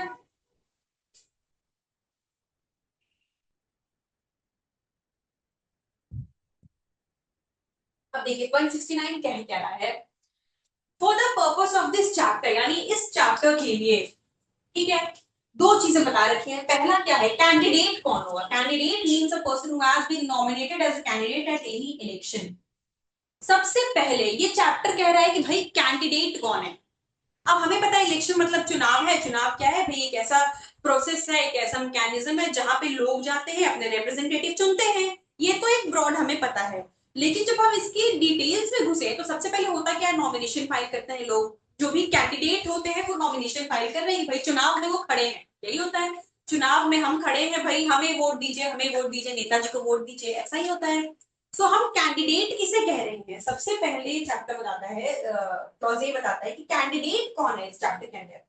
कैंडिडेट मतलब वो कोई भी इंसान जो चुनाव में खड़ा है, who has been nominated as a candidate at any election। Election contest करने के लिए, चुनाव लड़ने के लिए कोई भी इंसान जिसने नॉमिनेशन फाइल किया है, जो खड़ा है, उसे हम कैंडिडेट कहते हैं। ठीक है, दूसरा इलेक्टोरल राइट। अब इलेक्टोरल राइट क्या होता है? Means the right of a person to stand or not to stand as, or to withdraw from being a candidate, or to vote or refrain from voting at an election। electoral right, अब देखिए ये थोड़ा सा broad बचेगा। ये तो बहुत simple था कि भाई ऐसा है, कैंडिडेट है क्या। तो candidate defined as a person who has been nominated as a candidate at any election। It includes a person who claims to have been nominated as a candidate। ठीक है, जब आपने नॉमिनेशन फाइल किया उसके बाद से आप कैंडिडेट हो गए। अब दूसरा इलेक्टोरल राइट क्या कह रहा है कि भाई किसी भी इंसान का वो अधिकार, the right of a person to stand और नॉट टू स्टैंड। किसी भी इंसान का वो अधिकार, मतलब हर इंसान के पास ये अधिकार कि वो चुनाव में खड़ा हो या ना हो। किसी भी इंसान का वो अधिकार कि वो चाहे तो चुनाव में खड़ा हो सकता है या ना चाहे तो नहीं होए। फ्रॉम बीइंग अ कैंडिडेट, वो चुनाव में एक कैंडिडेट के तौर पे खड़ा होने का या नहीं खड़े होने का जो अधिकार है, उस वो इलेक्टोरल राइट है। और साथ ही साथ और भी क्या है, और टू वोट और refrain from voting at an election, मतलब चुनाव में वो एज अ कैंडिडेट खड़ा हो या नहीं खड़ा हो, या खड़ा होने के बाद विड्रॉल ले ले, या वोट करे या नहीं करे, ये सारी चीजें किसमें आ जाएंगी? इलेक्टोरल राइट में। मतलब हर किसी के पास, हर इंसान के पास, every citizen of India, when we say every person, हम किसके पास है? राइट टू वोट किसके पास है? एवरी सिटीजन ऑफ इंडिया के पास है। ठीक है, क्या नॉन सिटीजन वोट कर सकते हैं? नहीं, unless until they are citizen of India वो वोट नहीं कर सकते हैं। तो हर सिटीजन के पास इलेक्टोरल राइट है। मतलब क्या है इलेक्टोरल राइट? मतलब ये कि उसके पास ये राइट है कि वो चुनाव में एज अ कैंडिडेट खड़ा हो सकता है, या वो ना चाहे तो नहीं खड़ा हो, उसकी मर्जी। वो नॉमिनेशन फाइल करेगा अगर, तो वो क्या हो जाएगा? कैंडिडेट हो जाएगा। आप जिसे देखते हैं कि भाई क्या इंडिपेंडेंट कैंडिडेट, कई बार तो पार्टी ज्वाइन कर ली तो पार्टी की तरफ से रिप्रेजेंटेटिव हो गए, और अगर नहीं है तो भाई उन्होंने इंडिपेंडेंट कॉन्टेस्ट किया। इंडिपेंडेंट कैंडिडेट्स होते हैं। तो चुनाव में खड़ा होना या नहीं होना, या नॉमिनेशन के बाद विड्रॉल कर लेना, विड्रॉ करना, साथ ही साथ इसके अलावा चुनाव में वोट करना या नहीं करना, दोनों चीजें, टू वोट और रिफ्रेन फ्रॉम वोटिंग, वोट करना या वोट ना करना चुनाव पे, ये सारी चीजें जो है इलेक्टोरल राइट के अंदर आती हैं। ठीक है। Section 169 B defines electoral right as the right of a person to stand as a candidate, withdraw from being a candidate, to vote as an election, to refrain from voting, ये सारी चीजें electoral right में आएंगी। मतलब सिर्फ vote करना ही, करना या ना करना ही नहीं, या सिर्फ कैंडिडेट की तरह खड़ा होना या ना होना ही नहीं, सारी चीजें, कैंडिडेट की तरह खड़ा होना या विड्रॉ कर लेना नाम, या वोट करना या ना करना, ये सारी चीजें इलेक्टोरल राइट में आती हैं। ठीक है। देखिए सबसे पहले हम इलेक्टोरल राइट को समझने की कोशिश करते हैं। क्या है? The right to abstain, the law protects the right not to vote as much as the right to vote. जितना वोट करने का आपको अधिकार दिया हुआ है उतना ही वोट नहीं करने का भी। अब जैसे मैंने कहा इसीलिए इसे कॉन्स्टिट्यूशनल राइट रखा गया है, फंडामेंटल राइट नहीं। वरना अगर फंडामेंटल राइट हो तो आप सोचो वोट नहीं करने के बाद कितने सारे केसेस किए जा सकते थे। लेकिन कॉन्स्टिट्यूशन ने आपके डिस्क्रिप्शन पे छोड़ा, भाई आप इतने समझदार, इतने वाइज तो हो कि आपका क्या अधिकार है, आपके लिए क्या सही है, आप ये चीजें समझोगे। हमने आपको ऑप्शन दे दिया, आप चाह के चुनाव में वोट कर भी सकते हो, नहीं भी कर सकते हो, आपकी मर्जी है, ये अधिकार आपका, मर्जी आपकी, एक्सरसाइज आपको करना है, आप करोगे आपकी बेहतरी के लिए, आप नहीं करोगे तो आपकी मर्जी। तो ये उनके पास राइट दे रखते हैं और प्रोटेक्ट भी इक्वली करता है। किसी चीज को, किसी इंसान को चैलेंज नहीं कर सकते कि आपने वोट नहीं किया था। हाँ, जो इलेक्शन कमीशन है या कोई भी गवर्नमेंट पार्टीज जो है, वो सारी, या कोई भी ऐसे स्कीम जो चलाए जाते हैं वोटिंग परसेंटेज बढ़ाने के लिए, वोट करिए वोट करिए वोट करिए, जो चीजें होती है, ये क्यों होता है?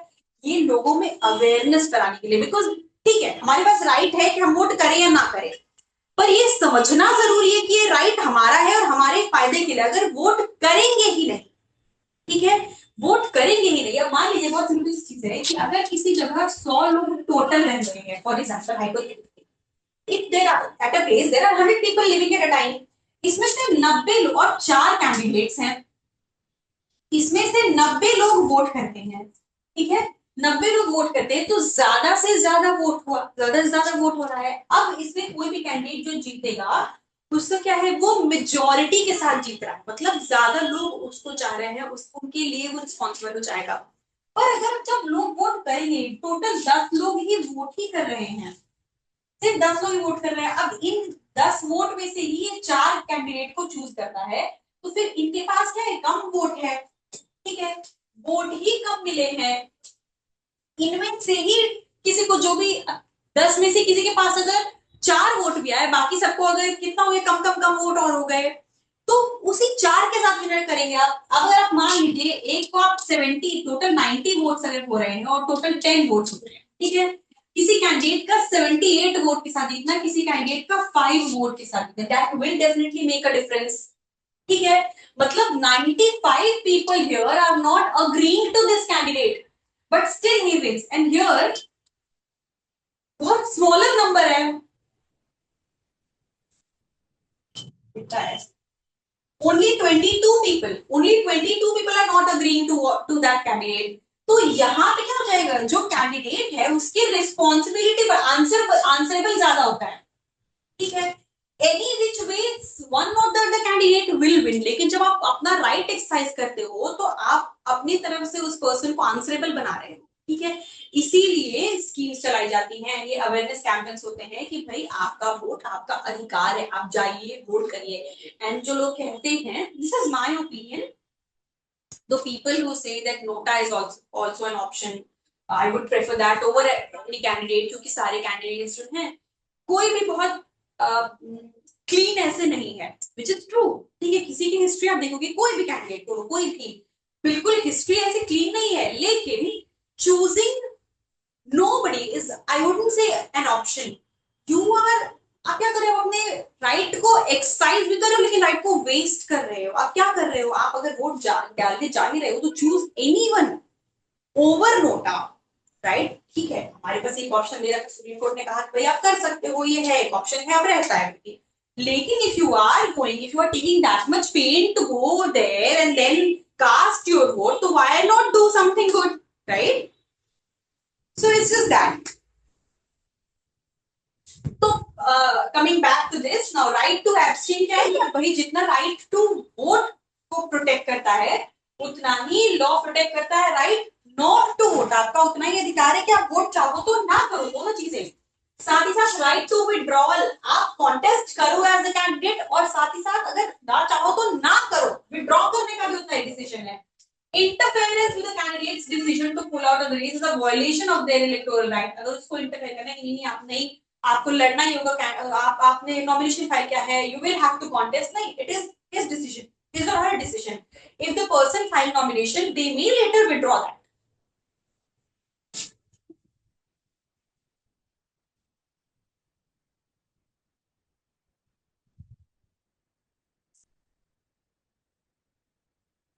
अब आते हैं 170 पे, दैट टॉक्स अबाउट ब्राइबरी, ठीक है। ये तो बहुत बेसिक सी चीजें हो गई कि कैंडिडेट और इलेक्टोरल राइट क्या होता है। अब आते हैं ब्राइबरी पे, ब्राइबरी क्या होती है,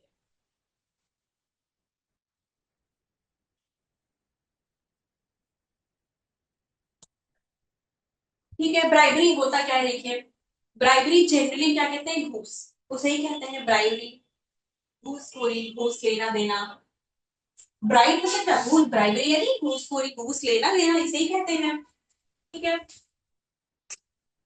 इस सेक्शन का मेन ऑब्जेक्टिव क्या है, to maintain the purity and integrity of the democratic process by penalising the exchange of gratification for votes. मतलब वोट खरीदने के लिए, वोट लेने के लिए आप किसी तरीके का लालच देना, ये सारी चीजों को ये प्रिवेंट करता है। किस लिए, प्रोसेस, किस ऑब्जेक्टिव क्या है, जैसे मैंने सबसे पहले का फ्री एंड फेयर इलेक्शंस, ताकि जो इलेक्शन कराया जा रहा है उसकी जो सैंक्टिटी है, उसकी जो प्योरिटी है, उसकी जो इंटेग्रिटी है वो मेंटेन की जा सके, ताकि जो भी कैंडिडेट आए और जो भी रिप्रेजेंटेटिव आपका सिलेक्ट होकर आ रहा है वो बिल्कुल ऑनेस्ट, ऑनेस्ट तरीके से आया हो वो।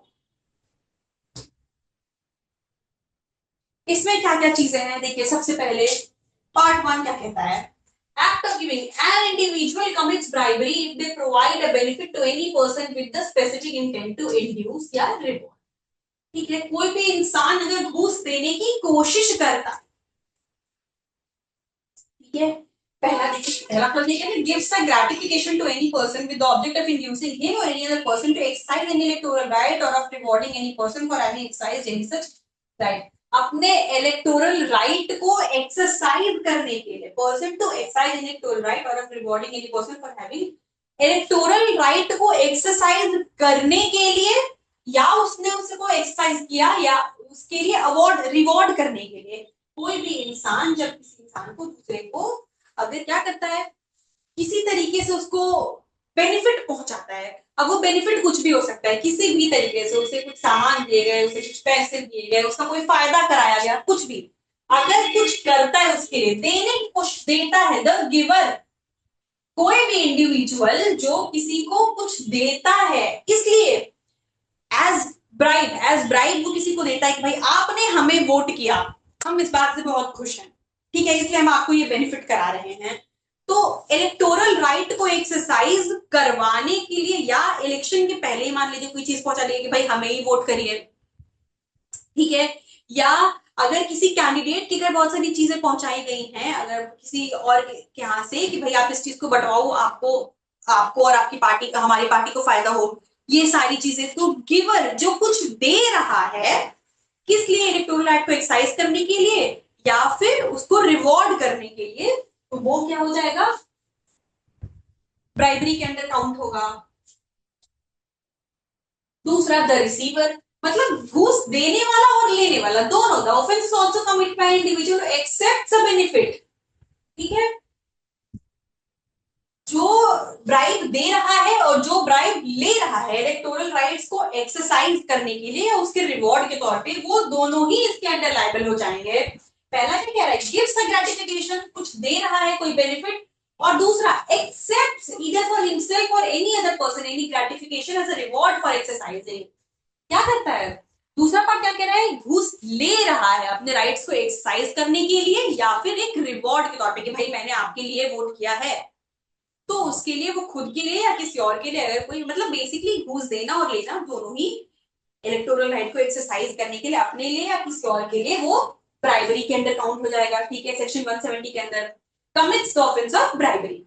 प्रोवाइडेड, प्रोवाइडेड मतलब क्या, यहां से आगे exceptions, provided that a declaration of public policy or promise of public action shall not be an offense under this section।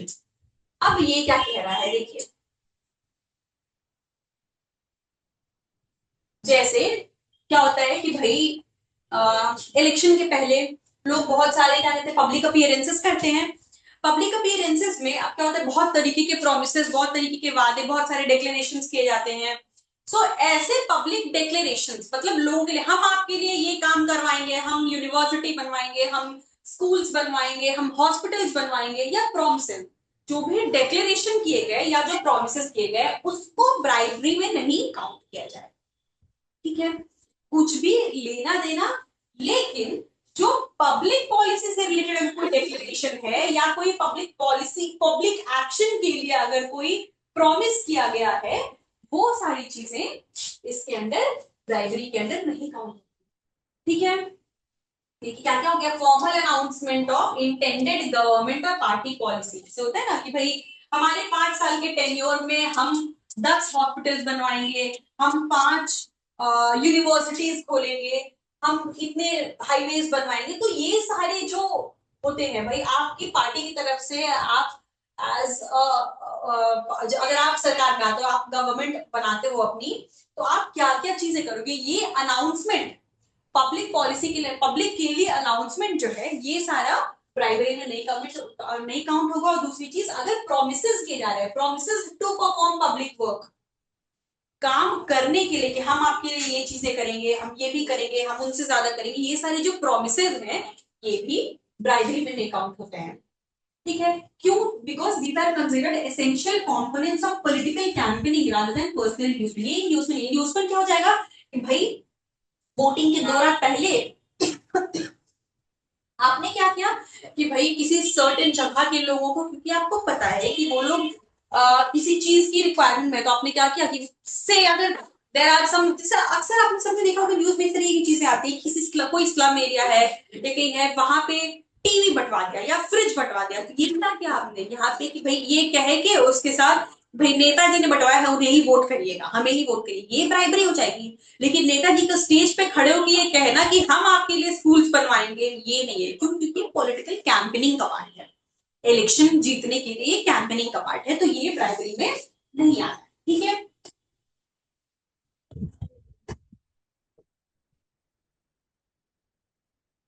second, a person who offers or agrees to give or offers or attempts to procure a gratification shall be deemed to give a gratification। अब यहाँ पे क्या हो गया, deemed bribery की बात की गई है, डीम्ड ब्राइबरी। ठीक है,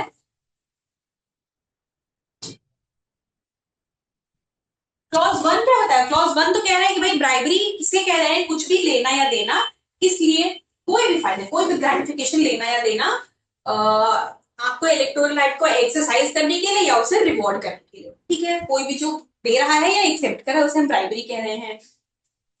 इसके बाद एक सेक्शन दे दिया, क्लॉज 2 कह रहा है कि अब डीम्ड तरीके से, डीम्ड मतलब क्या होता है, डीम्ड हमने समझा था जो कि एक्चुअली नहीं है पर मान लिया जाता है, ठीक है, कंस्ट्रक्टिव तरीके से। तो डीम्ड ब्राइबरी किसे कह रहे हैं, डीम्ड ब्राइबरी कह रहे हैं अगर कोई इंसान ऑफर करता है, a person is legally considered to have given a benefit if they offer a benefit, agree to provide a benefit, attempt और अरेंज फॉर अ बेनिफिट।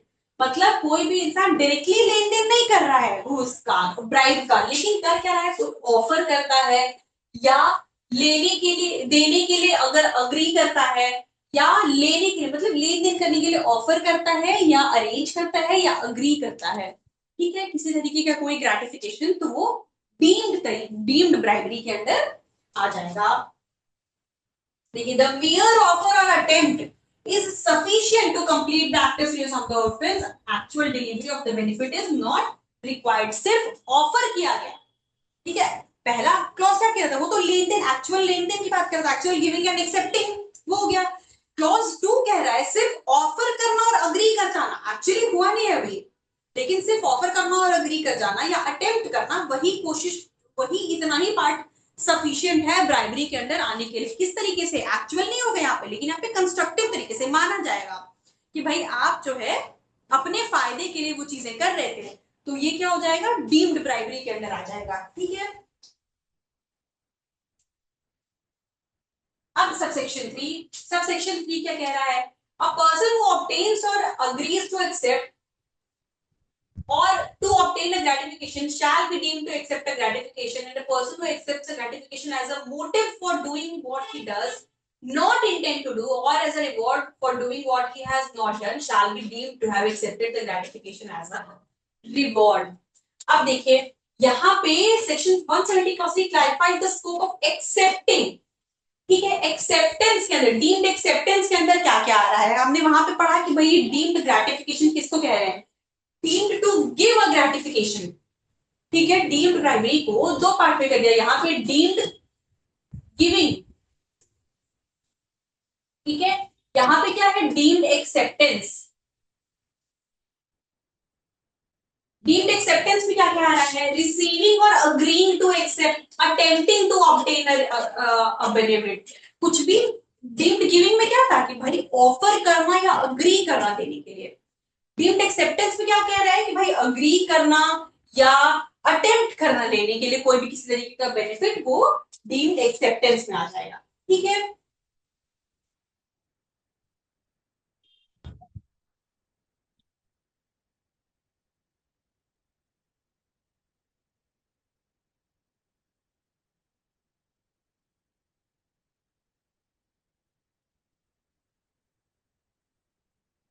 ये देखिए दोनों में डिफरेंस क्या होगा,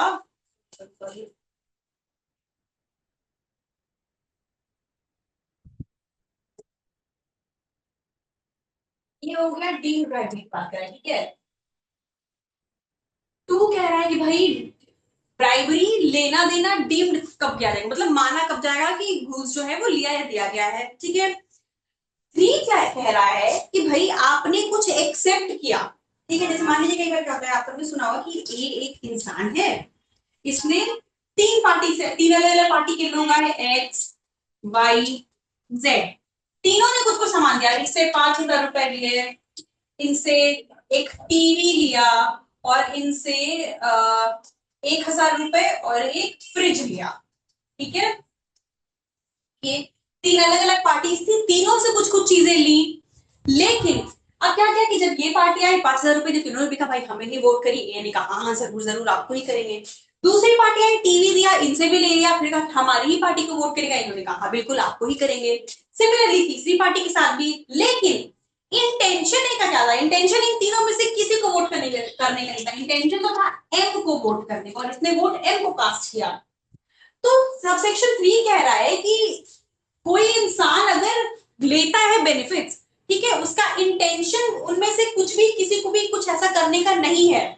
मतलब देखिए, a person who obtains or agrees to accept or attempts to obtain a gratification shall be deemed to accept a gratification, and a person who accepts a gratification as a motive for doing what he does not intend to do, ले लेता है लेकिन उसका intention को करने का नहीं है। मतलब क्या, तीनों से इसने फायदे ले लिए कि हाँ भाई आपको भी, हाँ हाँ आप ही को वोट करेंगे, हाँ हाँ आप ही को वोट करेंगे, बोल के तीनों से फायदे ले लिए, बेनिफिट तीनों से ले लिया, लेकिन इंटेंशन में से किसी को वोट करने का नहीं है, मोटिव है ही नहीं किसी के लिए भी एक्ट करने का।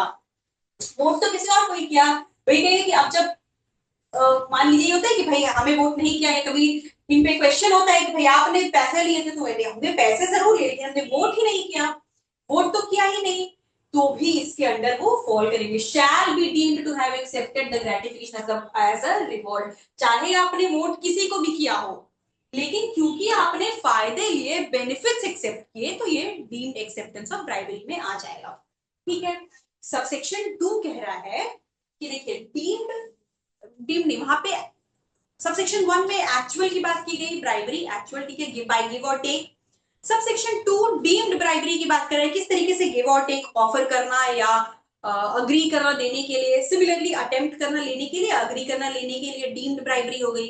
सबसेक्शन 3 कह रहा है कि भाई आपने बेनिफिट्स तो ले लिए, लेकिन आपने बेनिफिट्स लिए और आपका मोटिव था ही नहीं वो एक्ट करने का, एक्ट कुछ और किया, फिर भी एक्ट चाहे किया ही नहीं या कुछ और किया, फिर भी माना जाएगा कि आपने डीम्ड एक्सेप्टेंस ऑफ ग्रेटिफिकेशन किया है। ठीक है, जैसे हमने देखा तीनों से फायदे ले लिए, बेनिफिट्स जो थे, लेकिन वोट किसी और को किया।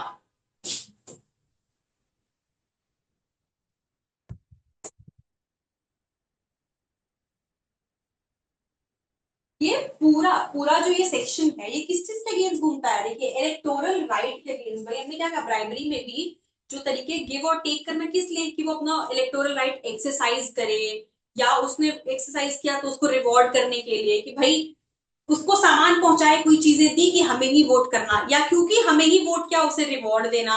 ठीक है। या पैसे उसने एक्सेप्ट किए किसी सर्टन पार्टी को एक वोट देने के लिए, या पैसे एक्सेप्ट कर लिए लेकिन उसने वोट किसी और को किया।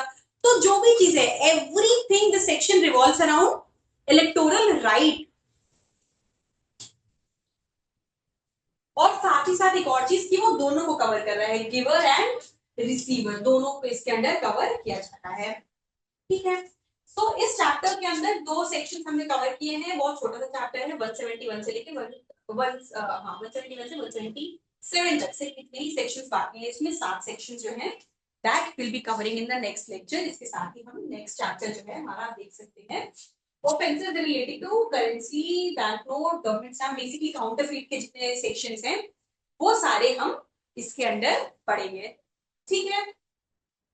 So today we discussed from section 159 to section 171, जिसमें हमने देखा कि वो सारे ऑफेंसेस जो कि बात करते चैप्टर 8 एंड चैप्टर 8 तो हमने कंप्लीट किया एंड 9 के कुछ दो सेक्शन से लिए। ठीक है। सो हमने इसमें क्या देखा कि भाई जो भी डिफेंस फोर्सेस की डिफेंस मैकेनिज्म के अगेंस्ट जो भी कोई अगर इंसान, कोई भी सिविलियन कोई ऑफेंस करने की कोशिश करता है, वो पनिशेबल चैप्टर 8 में हो जाएगा। एंड चैप्टर 9 में अभी जो दो ऑफेंसेस पढ़े, इसमें पहले ऑफेंस में सिर्फ और सिर्फ डेफिनेशन दे रखा है, वहां पे वो एक डेफिनेशन क्लॉज की तरह काम कर रहा है, कैंडिडेट और इलेक्टोरल राइट का डेफिनेशन दिया है। इसके बाद ब्राइबरी की डेफिनेशन दे रखी है सेक्शन 170 के अंदर। ठीक है। 170 के अंदर कहिए कि ब्राइबरी कब कब किया जा रहा है। ठीक है। ये दो जो है ये सिर्फ डेफिनेशन हुए थे, आगे जब हम देखेंगे तब इसमें पनिशमेंट दे रखी है कि डेफिनेशन क्या है, सब आगे है। ठीक है। सो इतने सेक्शंस हमने कवर किए, आई होप कि आप लोगों को ये चीजें समझ में आई हो। In case you have any queries और any doubts you may reach out to us. Keep studying, stay healthy and stay connected to us. आप हमारे कॉन्टैक्ट नंबर्स, हमारी ईमेल आईडी से भी रीच आउट कर सकते हैं। So yeah take care and see you all in the next lecture.